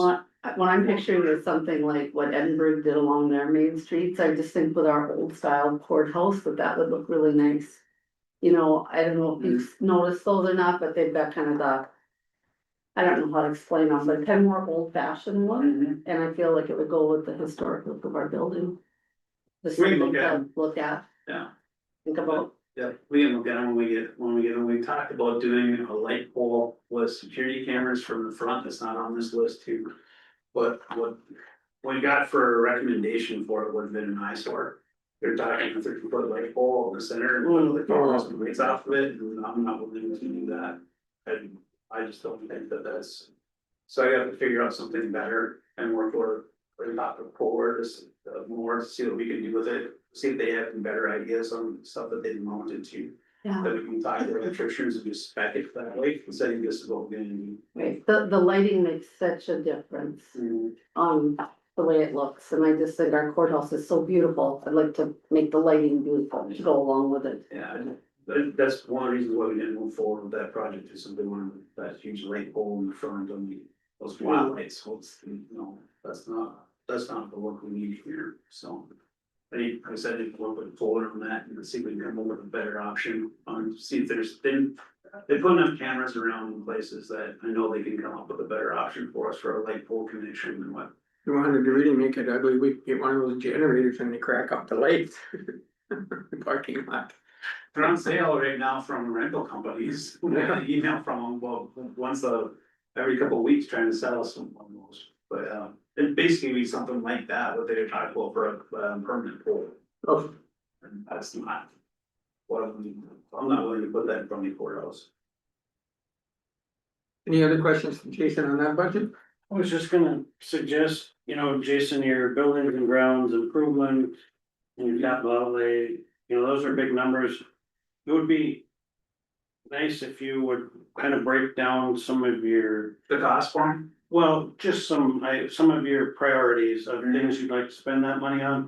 Kind of break it down like you did here with the technology on the. The change heating and light cooling, I didn't put that in very, but it's 180,000 was the last price that I had gotten on it.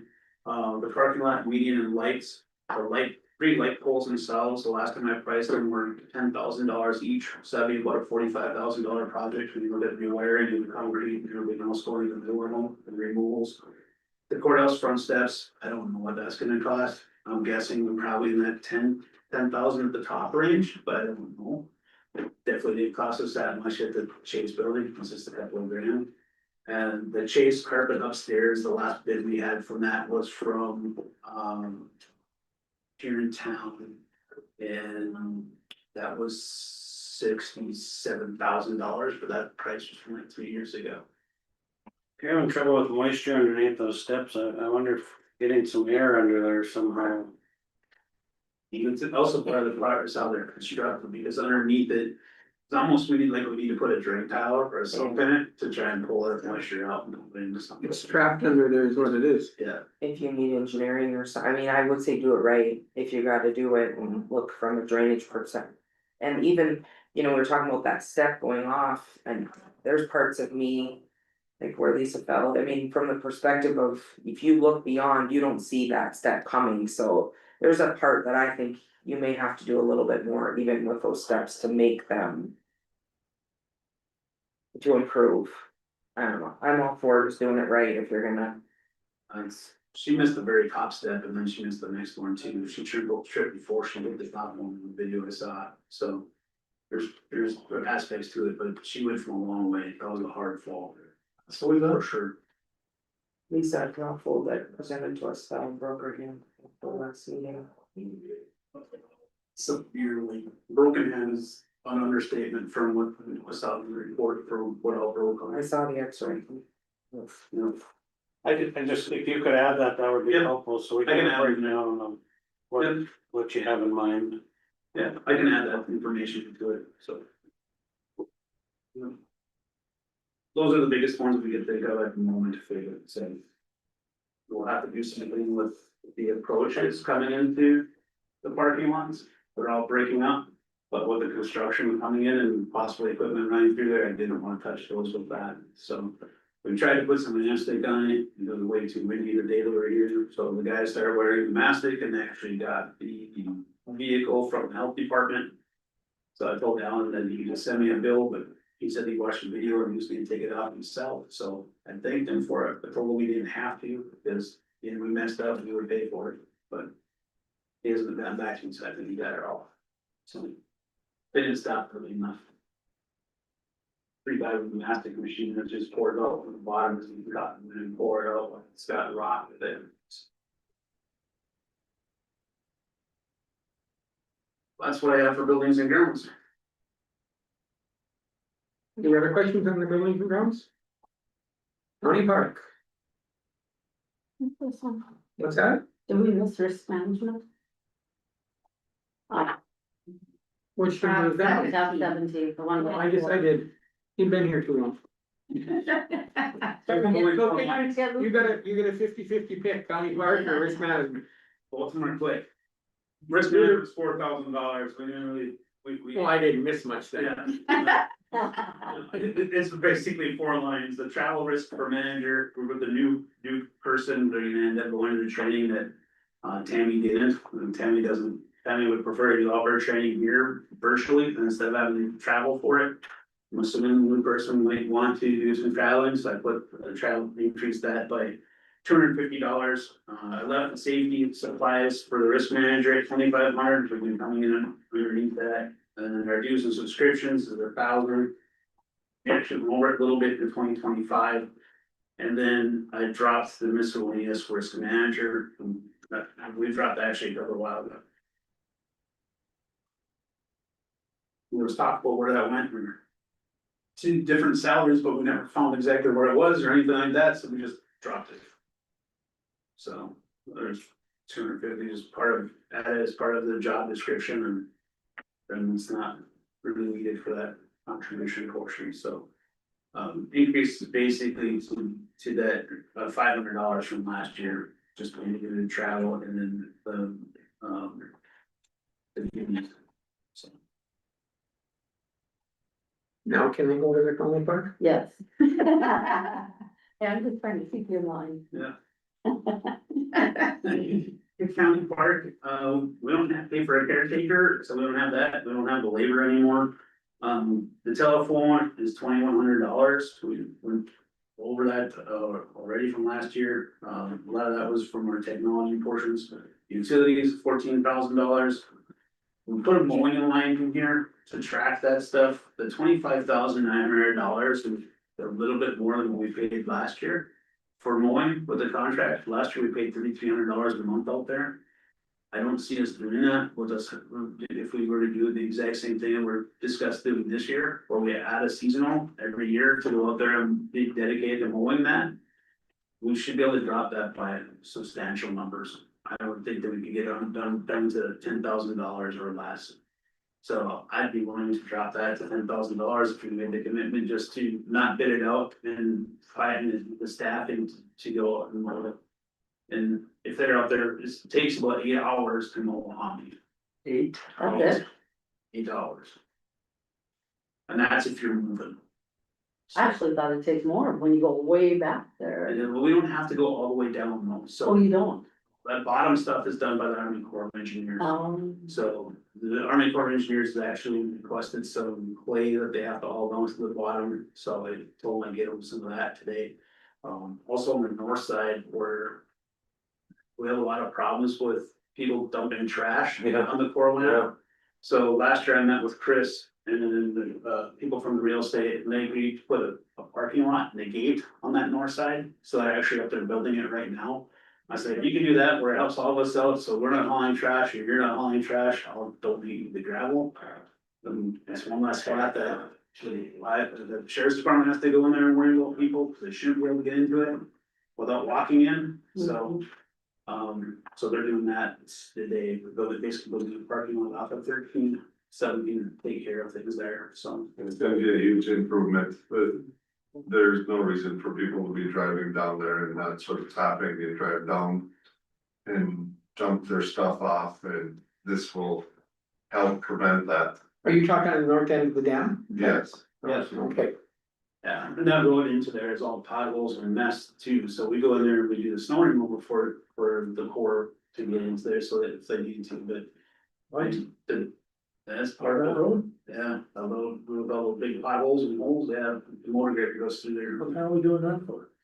So we always have, I have no idea, so they can get in there to access it, so it's something that's always been done.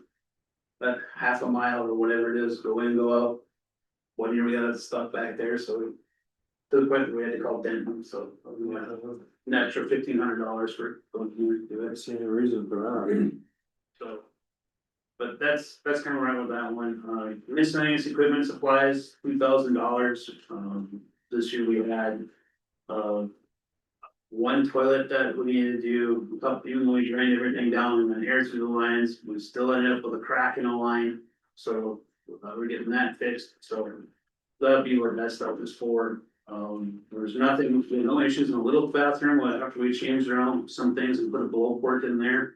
We might see what it would cost for in the future to do that same type of thing for the big bathhouse, so we can put a blow port into it, into the line. Between where we shut it off, so we can just put our air compressor to it that we have for the highway department and connect it and the whole wire, And that's what we did with this stuff this last year for the little bathroom. We never had a problem, so. I mean, that's something we need to take a look at there. And then the miscellaneous expense for the park is just. For basically plumbing and for things that are broken or things like that, flags. Light switches. Utensils, utilities, so. But we could. Like I said, we should be able to drop that moment price down and take that underneath. We can some more.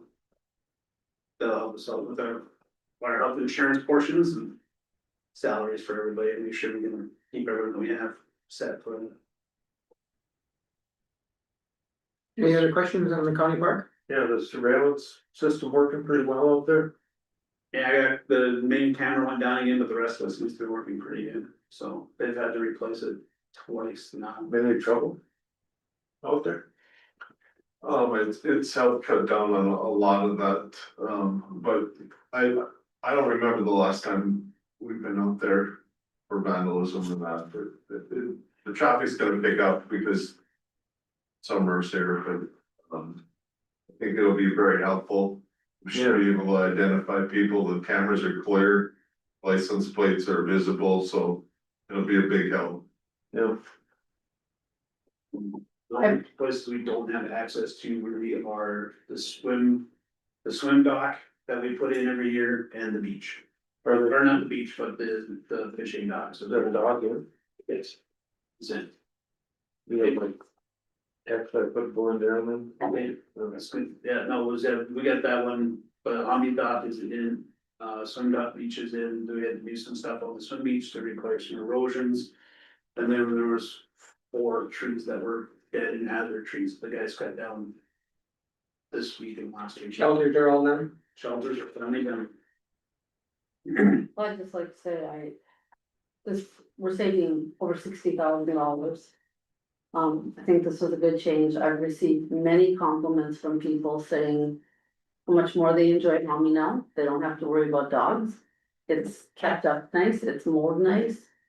I know I put more work on you, Jason. Apologize for that, but it ended up being a very good change, positive change in my mind. And it's just, I heard people that said they quit going to Homie because they didn't wanna ride their bikes through there because they'd have dogs chasing them. Or it was, a mess out there and there was dog, in the grass all over and. We still have a mess out there we have to get rid of. One of them is that building, so. It's locked so people can't go through it, but we keep waiting for a better time for fire, and I think this fall, instead of waiting for fire, we're just gonna take the excavator in there when camping season's over. Knock it down and haul it out to the pit and get rid of it, once and for all, so it's gone, so we're not worrying about that, so. Which one's that? The old The schoolhouse? schoolhouse, that's Yeah. on the east end. Yeah. And so, just. We've been talking about that for quite a while. Is that the one that we had to do the asbestos on? Yes. Yeah, we quit because of the, yeah. And it has lead in, so I have to do this, I get a special Let's permit. quit talking about this right here. So, if I take it out from the park, I don't have to get a permit to burn Gotcha. Well, good change and we're saving the taxpayer money. So that's, Be nice to see more people use it, but we can't change that. it. One of the problems with it still, and there's something we can really do about it, is the algae problems we have down there. If we don't get the rains, we don't get the runoff, it turns into a mess quick, so. Hopefully last year we went for a long ways before we really had a bad problem, but this year without having much rain and not having the same type of optimism, so. Any other questions for Jason? And if you, we reserve the right to call you back. Around stuff for the second to the tenth, I'd rather say that, or the third to the tenth, but I'd say that. Thanks, taking vacation. You Now, can take- with the mowing, you don't have to have a license, contractor's license and all that. Well, we talked about, we reduced that because I know we'd always had it in there before, but we said, the commissioners, you said to remove that portion. Other places didn't have it, we removed that portion, we still didn't get an increase in bids for it. But if they're one of our employees, we just have to make sure we're following the restrictions from highway, basically the same highway department rules, as long as they're 17 and have a driver's license, we can put them on them. So you're part, or some high school kid go mow that park, Yeah, we can do that. Yeah. Oh, okay. yeah, it would just be hiring a seasonal, so we could do it, so it just runs through our insurances and things like, and still covered that way. We'd be fully responsible for it. I did have one person ask me, There's some kid that would want to mow. yeah, They have to be at least 17, you said? Yeah. because we're hiring through the highway department, so through the hiring, with the highway department, we would have to. Have somebody that meets our restrictions when we put them on the road, so they're having 17 with a license and have to be behind the wheel, so. Those are, that's as low as I can get, to let us go, without getting in trouble, so. I begged for 17-year-olds, but I'd love to hire a whole crew of younger, high school kids and farm kids that we can. Steal away from farms, they can do everything, but. You're never gonna get that lucky. Traveling teams. Yeah, no, we have one of those, what we're gonna work with this year on his baseball schedule, unfortunately, he got. Injury, so we're still hiring him, he can't do any lifting, but he'll be part, instead of being part of the bridge crew, he's gonna be with the asphalt crew. And we'll be running a flag, so we still got to keep him, we still got him employed, he still gets a summer job. And we just have the restrictions we have to follow with him on that aspect. I think the fact that you're willing to do part-time is huge, so if these kids are involved in sports and traveling teams and different things. If you can work with them on their schedules, that's kind of nice. We're really willing to work with them on that, so, you know, they have family vacations, they have different things too, I was actually surprised, we had a couple of, we've had. All the two guys we have working for the bridge crew this year started yesterday, and two of our kids for the asphalt crew started this year, or started today. So they wanted to go, so we just leave it open to them when they can start, Mhm. and if they have vacationers, we just have them work with us on it. That'll actually be a benefit for having another person to the mowing on me, because when someone else is on vacation, we can. Swap them around, and drop them around and add some different pieces, so make sure we get the coverage for everything on it. I had a couple of people that were interested in positions that are full, so I can call them and ask them if they would be interested in doing that and the other stuff. Or it changed from last year. So we're gonna, Anybody. we're gonna have some interviews coming then, Yeah, we'll have to schedule some interviews. so you do some on Tammy's job too then, Yeah, budget, so no. yeah. Anything else for Jason? No, that's it. Yeah, thank you. You know, let's take a quick break.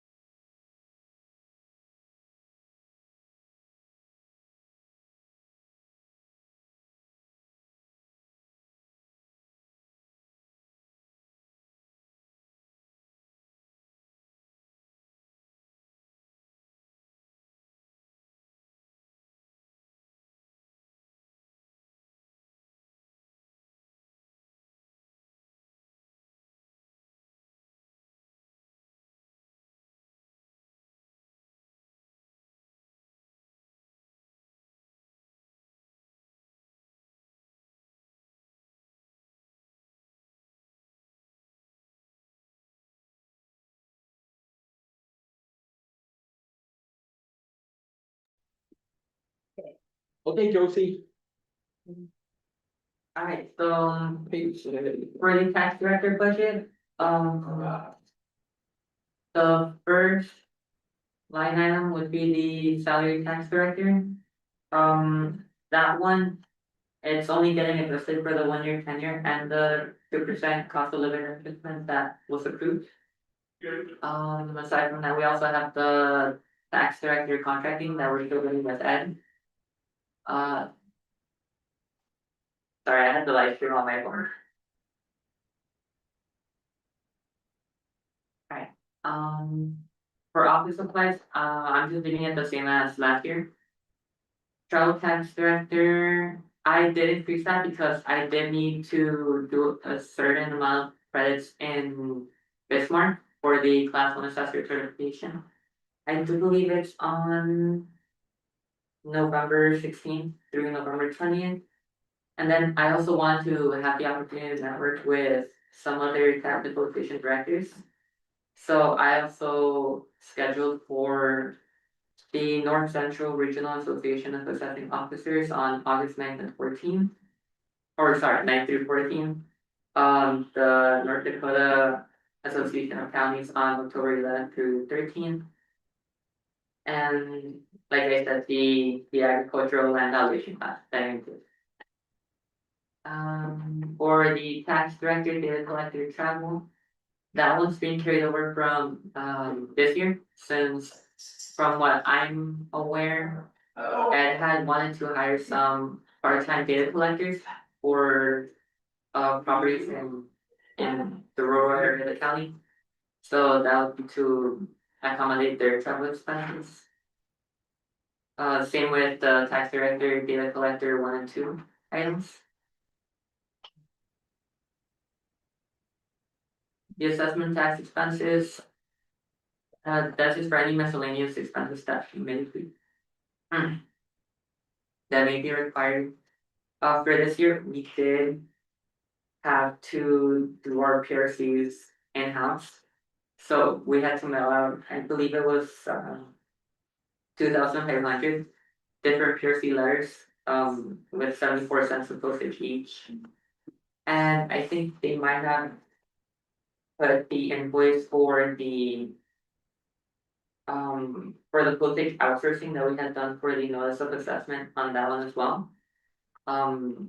Which should have gone the postage outsourcing. The farms and crop and postage outsourcing, I'm sorry. Those are for any mailing that we need to do. I believe that the farms processing is for the farm license extensions. I'm not too sure. I would have to ask April about that or Ed. But as for the postage outsourcing, I did increase that one since for the PRCs, like I mentioned earlier, we had to do them in-house and we spent 74 cents on postage alone, not including the paper, the envelopes. So based on the invoice that we had gotten for the notice of assessments, I calculated that they charged us around 75 cents to do all of that combined. So for next year, I think it would be in our best interest to also outsource the PRCs in addition to the notice of assessments. And for this year, it was around 2,500.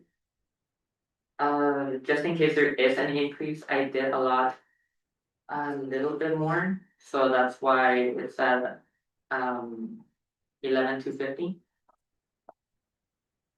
Let's see, the software maintenance, that is for the CameraVision program that we're using.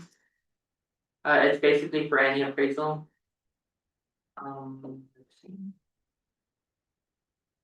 The tax director tech purchase, the 2,700 that was adopted for this year.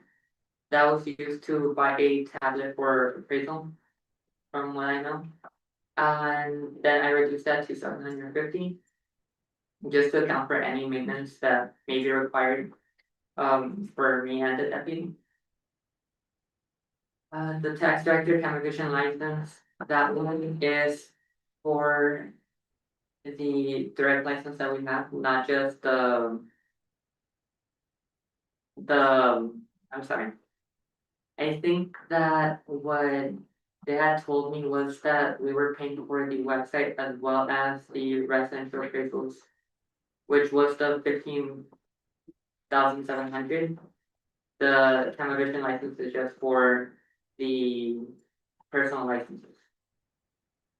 The aerial imagery contract, that one's being carried over from last year. I think it was the EcoView contract that was approximately 100,300 for Wash County, so payable over 3 years. So for next year, we would also have to allow 34,250. And for miscellaneous tax expenses, I left it almost as is. I did add $100 just in case of anything, because I'm still not that familiar with what we need or what we might not need. And that should conclude our budget. So as a portfolio holder, I'll just, and Josie did a good job of going through all that, particularly since you've only been here a week. But I just wanted to, point out a couple of things. We have to send out, the primary residence credit approval form now. That's something new this year. And, so there's postage on that, and those were done internally, but I think it was about 2,500.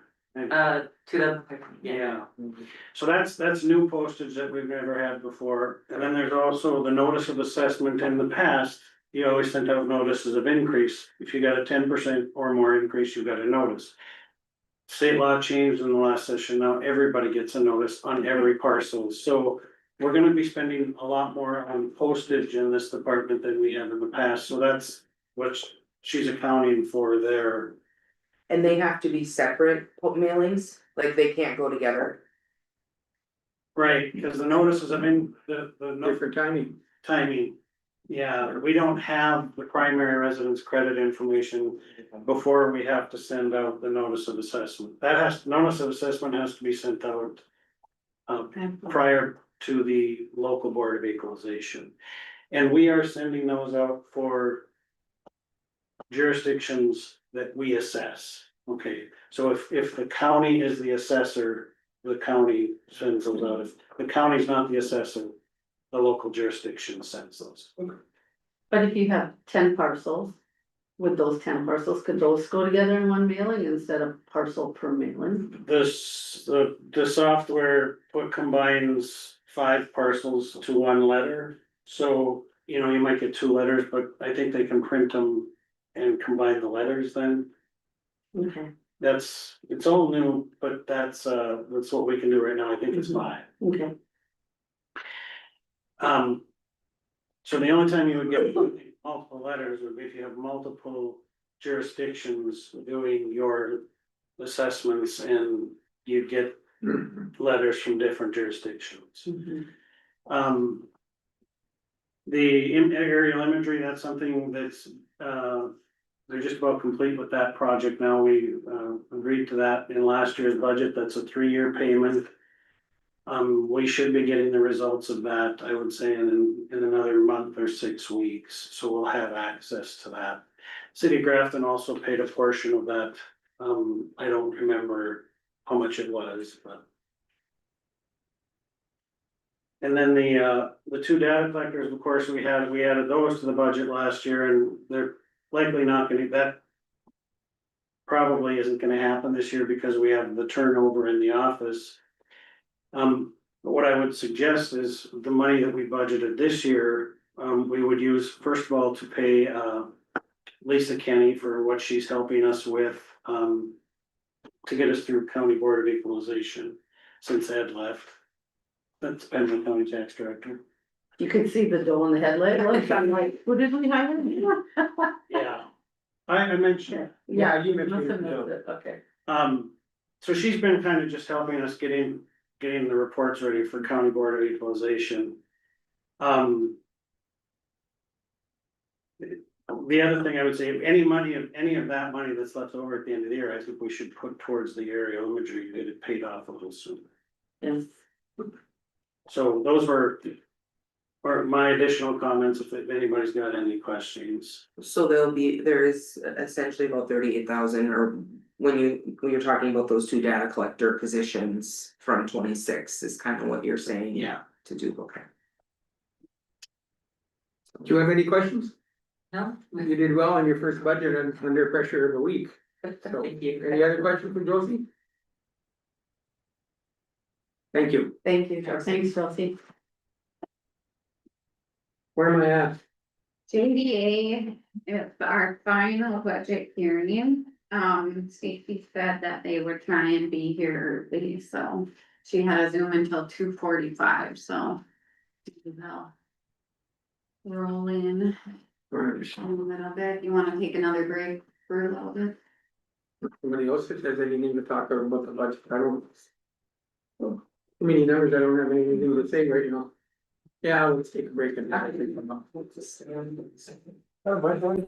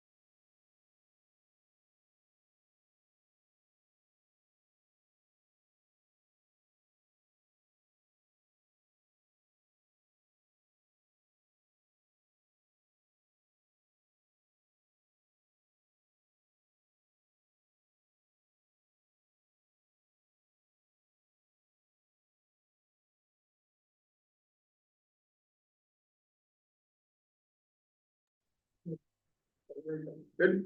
Now we'll call the meeting back to order. We got the JDA up. So in other words, you save the best for last, right? So, thank you for accommodating me coming this, today. I was scheduled originally for your other meeting date, but I was at a conference, so I wasn't able to make it, so I have Julie Gemmel and Dennis Parkinson here, the chair and vice chair of the JDA.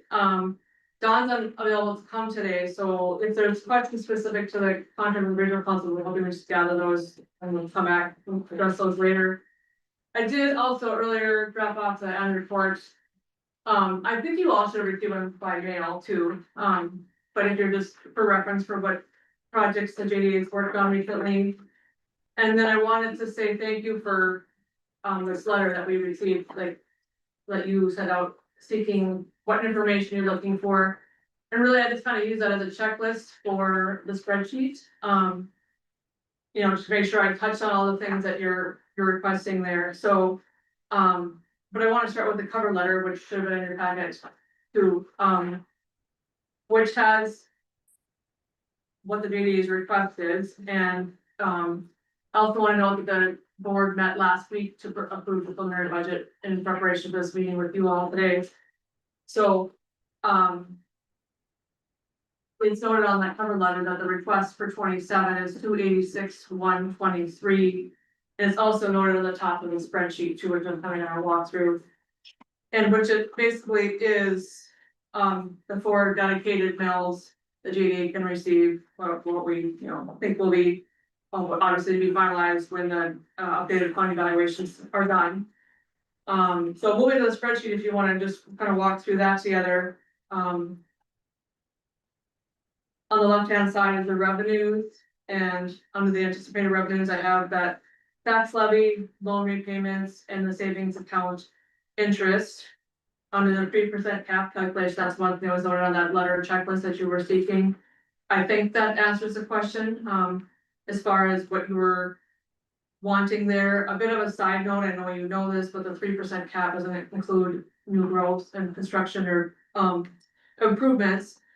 And that's really where the JDA's work, and honestly, the tax director's office is your tools to helping Walsh County economic development really is about growth and sustainability, and it's about creating conditions that allow for taxable value to occur. So, just wanted to make a mention of that.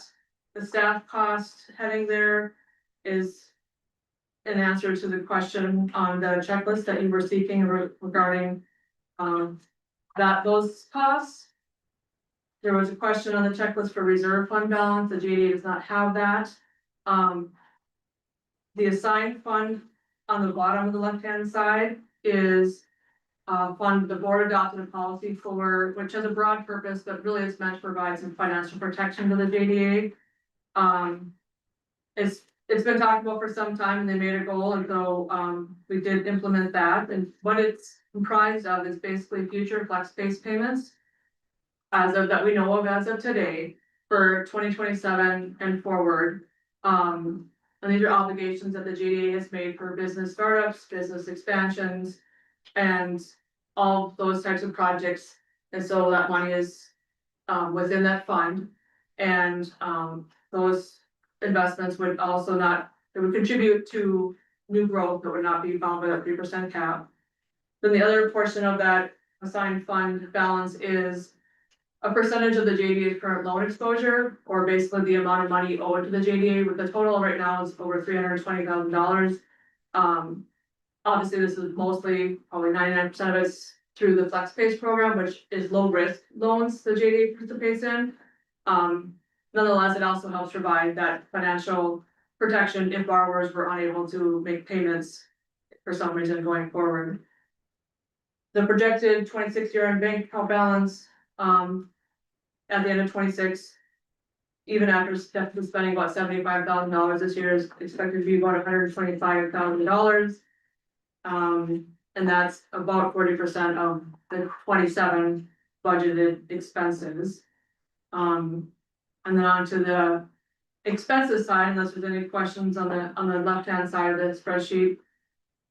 I have a Sure. question. You said the JDA does not have reserve funds, but you've got savings account interest of $4,000. I'm just, Cause we just running our accounts to a savings and a checking, most of it just sits in the savings account, so it accrues Oh. interest, okay, so. that's a lot of interest for savings account interest, and it's so low. Well, it's technically all of these funds, it's just that they're the assigned fund is still in the account, so it's accruing interest. And, the current bank account balance, whatever it is at right now, I don't can tell you what that is, I did look it up, but it's accruing interest, and that's why it's like that. We try to keep as much as savings and just move it to checking when we need to make payments. But you're also collecting interest on the money you have loaned out, right? Correct. And that's part of that 4,000 also. No. That would be, noted in, the loan repayments.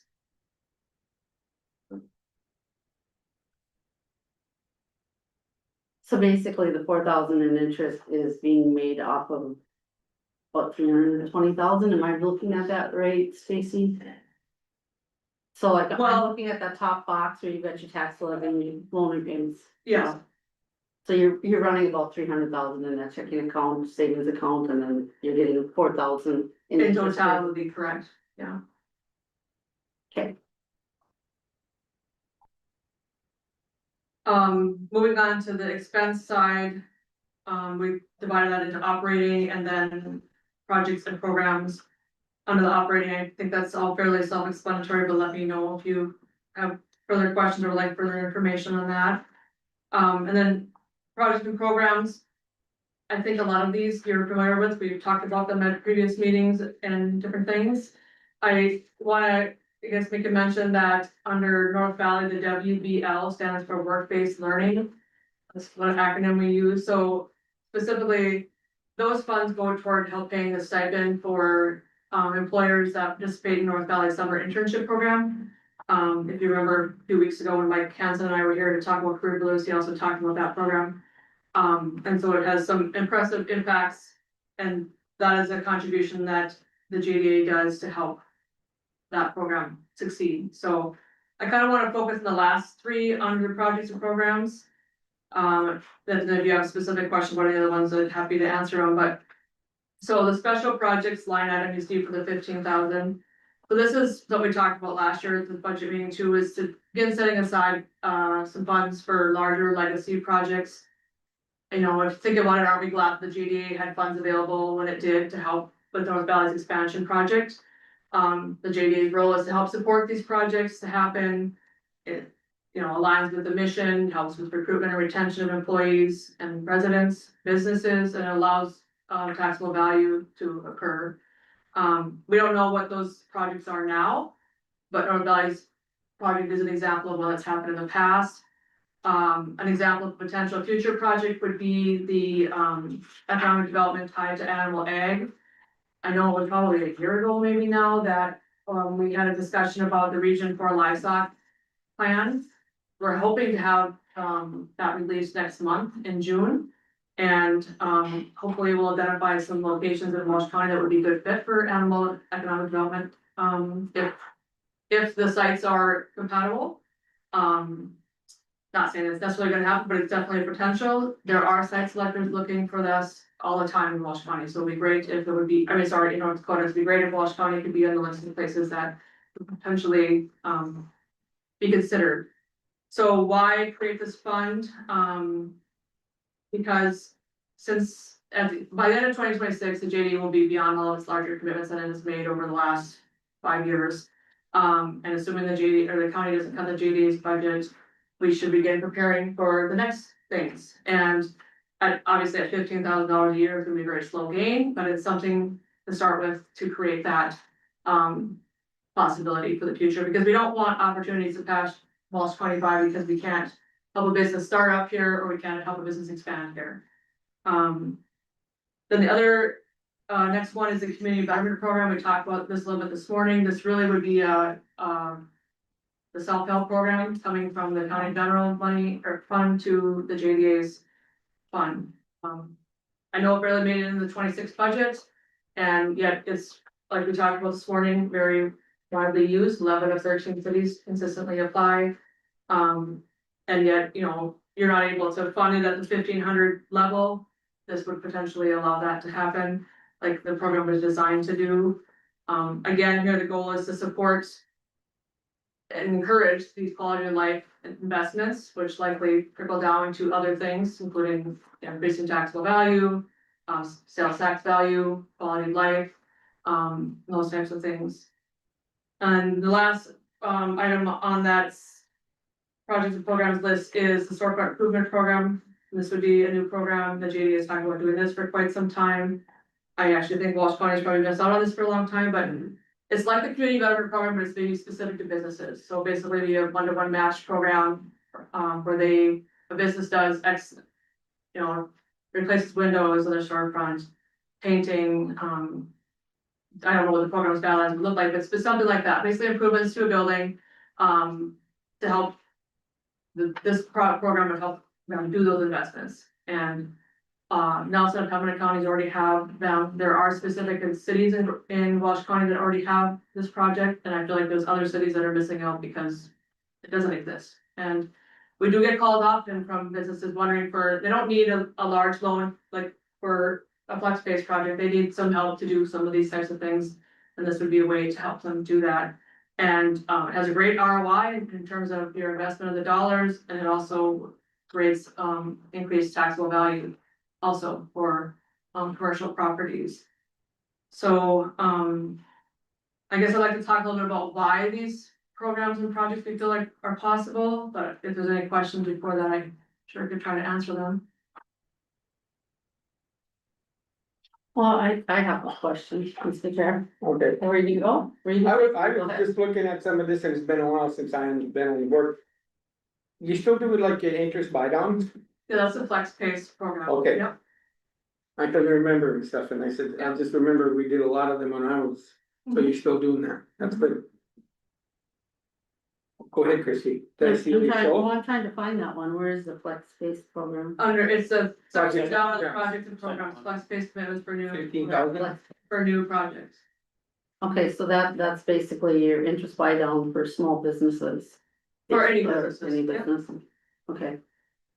I just wanna make sure that I'm calculating this correctly. So when I look at your operating expenses of 207,679, the contractual operating cost of 189,000, that's what you pay Red River Regional Council, or you guys pay Red River Regional Council for salaries, operating expenses, that type of thing? Okay, so I'm just, and then you've got your audit and your JDA board. So when I calculated, it looks like 73% of your costs are operating expenses administratively. And then the other 20-some% is what goes to the public for assistance. Except you have to remember that my time also goes to the public for assistance. The JDA support is not just tied to monetary. There's a lot of my time that is spent leveraging grants, writing grants, leveraging other projects. Right, and I understand that, Yeah. but I'm just for calculation purposes, 73%. I guess I haven't done is- the math, but I believe you, that is true. People are what you need to make the projects happen, so like. I mean, I just feel like we swung the pendulum quite a bit from the way it was when I first got on the board. Mhm. Our operating costs were far, far lower. And what, not to, and I guess let's think about then what was the impact too. It is much different when I'm able to focus on projects and someone else is focusing on the financials. I'm much more able to leverage other things and do more things because I can focus on that and not doing the books. That could be somebody else that's doing that their expertise and they're doing that. So. Right, the books looks like that's about 10 grand approximately. That'd be right. So under that operating cost, it's not just salaries and benefits, it's all the things tied to running an office, it's a share of, software subscriptions, it's copying, it's postage, it's rent, it's all of those things that it takes to run an office, so, that's what's in that number. Okay, so you guys pay rent. Well, that we do over there, because we're in the Chase building, we pay rent The here, Red River Regional Council pays rent. to the county for the Jake's building, right? JDA doesn't have to pay rent to the Red River Regional Council. Well, it's probably part of the contract, I guess this is one of those, maybe one of those questions that for Dawn, but, Okay. all of these operating costs are tied to operating an office. I would say it's part of the contract. Okay. Yes, it's built into the contract. Okay. The space for her office, Mhm. all the paperwork that goes through that office, Mhm. all part of that operational Right, contract. right, I guess I just look at. 200,000 is getting pretty steep.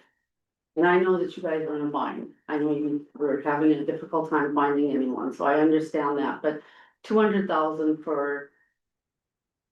One person plus you get the 0.15. 1.25.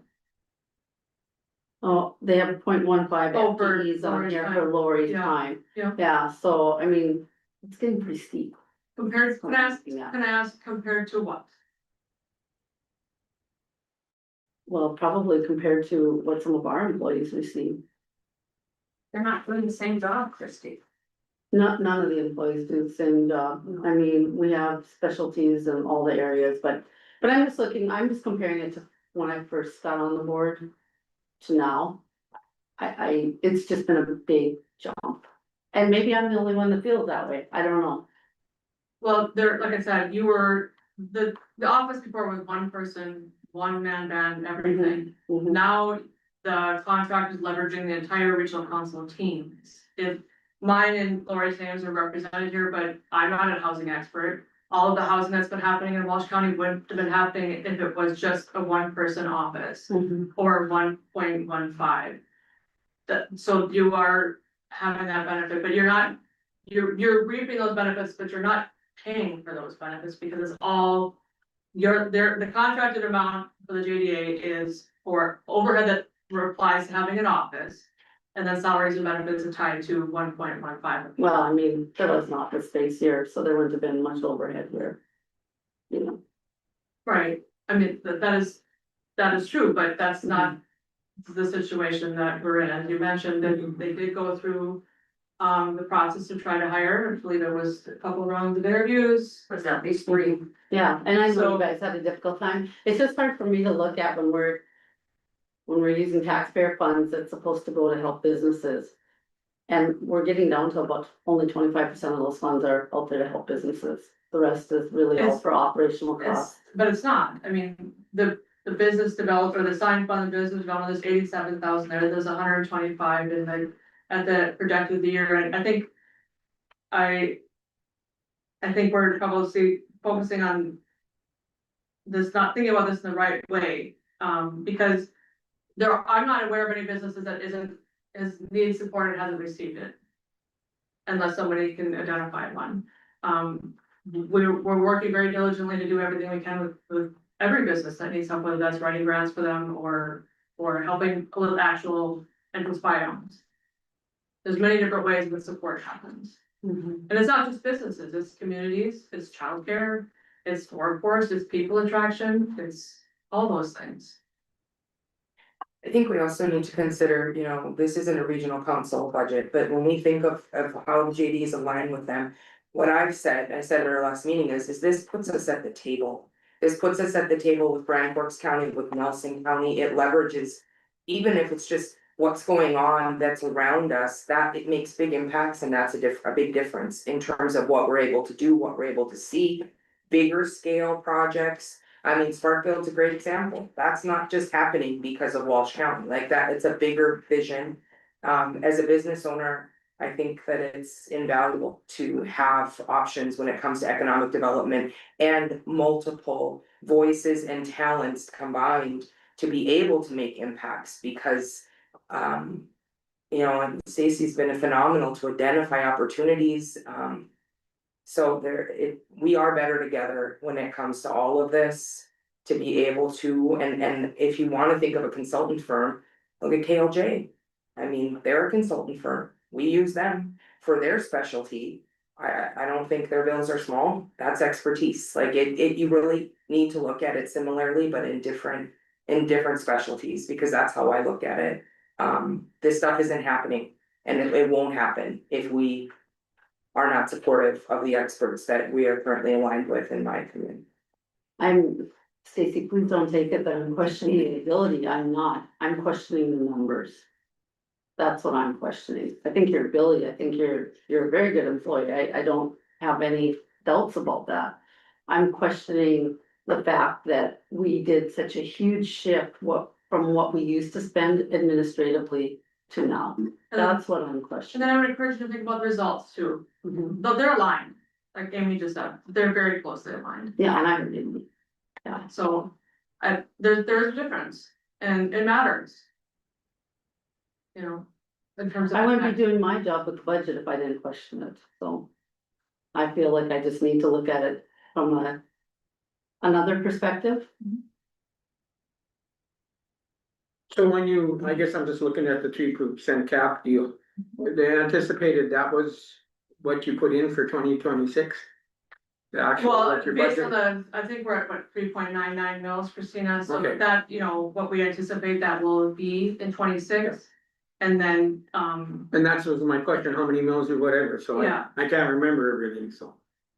the max, by, statute, I believe is 4. Yeah. Paul? I just wanna add that I think we're leveraging a lot of brain power and resources from the regional council through the JDA that really isn't reflected here. And the spark build is, you mentioned, and to me, that's a perfect example. Properties are being added to the tax rolls, and that's not a direct JDA project, but But the number of cities that are, sorry, Paul, the number of cities in Walsh County that are participating is JDA influence. I have met with many city councils and said, because they get a letter, this is driving this program, I've gone to city council, said, this is what it actually does. It sounds too good to be true, I know it does, but that is part of the time. Sorry. no, I appreciate it. Any other questions about the budget? If I could, if you don't have any other, I wanna talk a little bit about why we've added those, projects. Programs basically to the 27 budget. Or why we're thinking about doing it, provided. The county supports JDA like we're hoping. There's a few reasons why. Number one, the loans are performing well. As businesses repay loans, and we have several that are paying ahead due to diligence of the staff. We're able to reinvest those dollars back into other projects. And it creates new opportunities, and so we're doing that. So basically, the programs are working as they're intended, we're leveraging the dollars, we're reinvesting them into other projects. In 27, the loan receivables are actually a little bit, running a little bit higher than average, it's $30,000. This creates an opportunity to reinvest those funds into other projects. While the resources are available, but we also realize that loan cycles fluctuate. And so in future years, it may be lower, so because of that, the JDA obviously wants to approach the current opportunities carefully and with long-term sustainability in mind. So basically, because the JDA is a stronger receivable loan cycle right now, the board's trying to use that opportunity responsibly, really, essentially. Another reason is the Walsh County Child Care Center. Because that project received strong support from additional grants, and private donations, the JDA was able to preserve funds. That otherwise may have been, remain tied to that project, so now those funds can be reinvested into other programs and projects. So the strong partnerships that we've developed with other private sector partners, state partners and other outside funding has allowed the JDA to preserve those local resources and reinvest them into other projects. And then, lastly, economic development budgets, they really kind of work different from many other traditional government operating budgets. The JDA is rarely, probably really close to never, the only funding source in a project. So, we have loan repayments, grants, outside funding, partnerships, one-time project dollars. The goal is to make those existing dollars work harder and attract other investment to the county. And really, it's just about reinvesting and leveraging resources, which is what the JDA funds do. So what all these reinvestments, why they matter is because they strengthen the local tax base, they create additional new growth. They're programs supporting childcare and workforce and housing and other business growth in communities that help communities grow and sustain them. And they also create opportunities for new growth and sales tax increases along the way. So really they're really strategic investments, I guess, the way to think about it. And they also help reduce future economic challenges tied to population loss, if hopefully we're not going back that way. But if there's a decline in business activity, these help protect the existing tax base as well as strengthen the county's long-term economic future. So really, the JD has positioned itself well to grow these projects and programs, and because those prior investments are working, they've had significant impact. And businesses are paying off loans early, other funds have been leveraged along the way, and all those dollars can be recycled back into new opportunities that support long-term economic growth. So supporting all the work the JDA is doing, if you look at the annual report, all the things that the JDA has been working on, while maintaining a healthy financials is really vitally important. It's only possible with time and diligence and honestly, probably in partnership with the county commission too, and we recognize that. So, I don't know, I guess I should ask if you guys, either one of you guys, what did I miss? Very thorough. I would like to just add a couple of comments. I do watch the commission meetings because I used to be up here for a number of years, and it's interesting to see the issues that are before you and how you go about dealing with them. And Ernie, you wanted to say I didn't miss the ending of the meeting before this week, where you said budget's coming up, I wanna hear numbers, I wanna hear about your programs and what's going on. I understand that. I think I know where that comment came from. So that's why we're not talking a lot about some of the things that we've done. But I served the county for about 35 years, 1988, I think is when this JDA board was organized and authorized, and I served under those commissioners. And their hopes for this program were that we would be a stimulant to encourage businesses to settle in Walsh County and stay here and provide employment for people. And Julie and I could sit here and add to a lot of the things that are in that annual report, and this is just one year. Christie, when we look at the budgets, where the salaries due and that issue. But we also look at the return we're getting on our investment. The Fort Mills brings in just about 300,000 in upgrade. So can you say that again, the what brings in? The Fort Mills. Oh, 4 mills, okay. Yes. Brings in about 280,000, I guess we have listed this year. But through that, those dollars and the rest of the sources that we have for revenue, we're able to access millions of dollars in grants. And some of them are direct from our writing, some are people who want to start a new business and they get into the process and they're just overwhelmed with the amount of money they need. And we have Stacy and Lori that help them just cut through the red tape.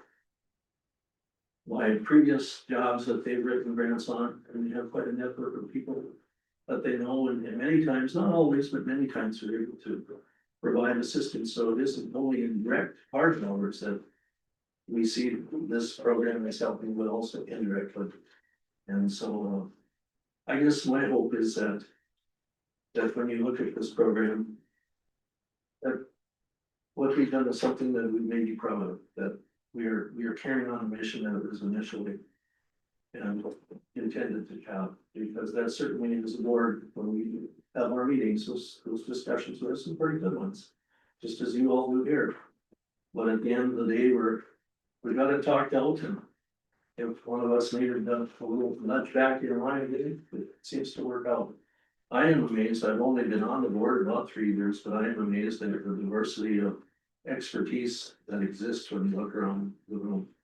And that shows up in our discussions, and I know we really appreciate it. That's all I have to say. I hope that wasn't too long.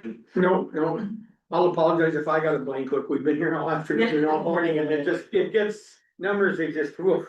Yes. So, and I appreciate you. I'm glad that letter helped you. Yeah. That we send out, cause I told her this year and I said, I wasn't picking on anybody, I said, I just, so I don't want a format, so everybody knows what we want this year. So, I just wanted to add one comment, if it's okay. Yeah. Marie. But piggybacking on what Dennis just said about our board, we had an opening for a board member, and we put it out there, you know, that we have an opening, we had 3 people from around the county that wanted to join our board, and we took all 3 of them. And that's amazing, that they wanted to be part of this, and they come from great backgrounds, so we were very fortunate. How many people wanna volunteer for a volunteer board? I guess. that's why I'm getting off. So you can volunteer for a volunteer board? I'm gonna volunteer to be fifth. I guess I just have one more thing, and the reason my question is because we have to question our own department heads, and we have to take a hard look at everything. And I'm gonna steal the saying from another commissioner I heard, but one person gets a haircut, everybody gets a haircut. We can't just pick and choose, you know, so when you need to trim a little bit, I mean, it's not that we're looking to pick on anyone, but we have limitations we have to stay within, so. And I understand that, that's, We aren't the only, I mean, Grand Forks County's already in trouble too, they're wondering what to cut, cause of the 3%, it's gonna be tough. Whether it's schools or anybody else, and, you know, there's gonna be stuff that. I don't know where we're going yet, but. I don't wanna see cut, but what do? If you don't have the money. So, appreciate the work you do, I guess we don't say it sometimes often enough, and I guess. Once we get these numbers together and they look scary, we might have to call you back, but I hope we find some money somewhere that we don't have to do a lot of cutting. So, I guess that was one question I did have, I mean, I realized you guys were meeting early, which I understand makes sense. But when the time comes, the rubber meets the road, if there are changes, if we appreciate being asked back, if you have questions or different things about. or if you come up with something that's changed too, don't be afraid. Yeah, I mean, that's true, we're projecting out early too, trying to figure out what it looks like at the end of the year. Cause we got what, 2 or 3 areas that we're looking at salaries. Cause I do a research every year, so there's 3 of them, Ron's department's one of them, I can't remember all of them. So that's gonna include it, we still don't know what our health insurance, is. Right. That's scary, Yeah. you know, they jumped it, so. I mean, I don't know. Hopefully we can do better than what we got, but I don't know, it's scary. I do have one more question. Can I ask? Go ahead. So when we talk about that, I see that you guys are, you know, we only approved a 2.5% COLA because that's all we felt we could do right now. I see you guys have a 3% COLA. That's just what's projected right now, this would be a question for Dawn, but that's what she's projecting, again, this is all happening early, that's what she's projecting for 27. What it actually ends up being, I'm not sure, but. Right, so I guess what's hard for me is to say to our employees, you get 2.5%, but we're gonna fully fund all these other entities. And they're gonna get 3%, 4%, 5%. That's difficult for me. I would like to see us try to do a standard COLA across the boards. I mean, it's hard for me to say we're gonna give out the full mills if, and you guys are really close to ours right now, but let's say you all of a sudden decided to do 5%. I'd have heartburn over that. You know, So could I offer another way to think about that maybe is, you know. The regional council is contracted to serve in the JDA role, so. Do you ask? With the water boards, the more engineering, who's the water boards, Sure. Brandon McCollum. no, as far as Oh, water. water boards, engineer. Houston, Is it okay? no, the water board is usually mostly Houston. Or Houston Engineering, are we asking, is the county asking what Houston Engineering employees are receiving for COLAs? Or are we asking what KLG, what they're giving employees? Those are contracted staff, essentially the same as the regional council is in this way. And I understand what you're saying at 1000%. But at the same time, you have to compare apples to apples, and I'm not a county employee, so, there is a difference there. but we do control the budget, that's the difference. Right, So, I mean, so then are you gonna not contract with KLJ, for example, because they're giving a 4% COLA? I mean, that's kind of where I'm going with that makes sense. I don't know if Well, it's fair to compare you to No, engineers. yeah, I mean, we have to fund you on, you know, the 4 mills under the century code. or No, up to 4, Up to. up to 4, not at 4. Yeah.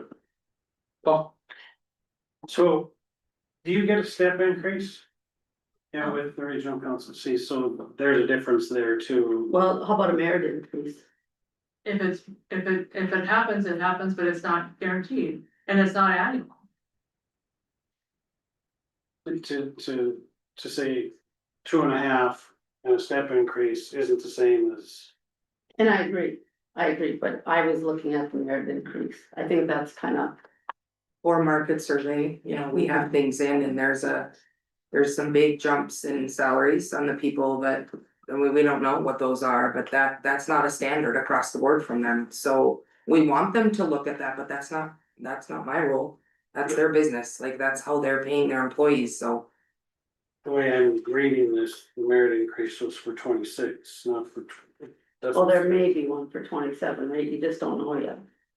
That's, this is what Dawn gave me, is what she's projecting, so it, but it looks like there isn't one coming. I mean, Yet. It's fine, I'm done asking questions. anybody else? Well. Board and everybody, thanks for coming. Thank you. I hope I don't have to call you back in and give you bad news and. I guess through the years working with you, it's been a privilege and. After November, I ain't gonna see you. You're gonna miss that too, right? I don't know what I'm gonna do on December 2nd. That's it. I'm going fishing somewhere. You'll have some soon. I guess we're done, or Thank you got you. something after today? Thank you, guys. Don't have anything. I'm actually getting headache. My eyes are starting to get blurry. Got an ass, and I don't have an ass. Yeah.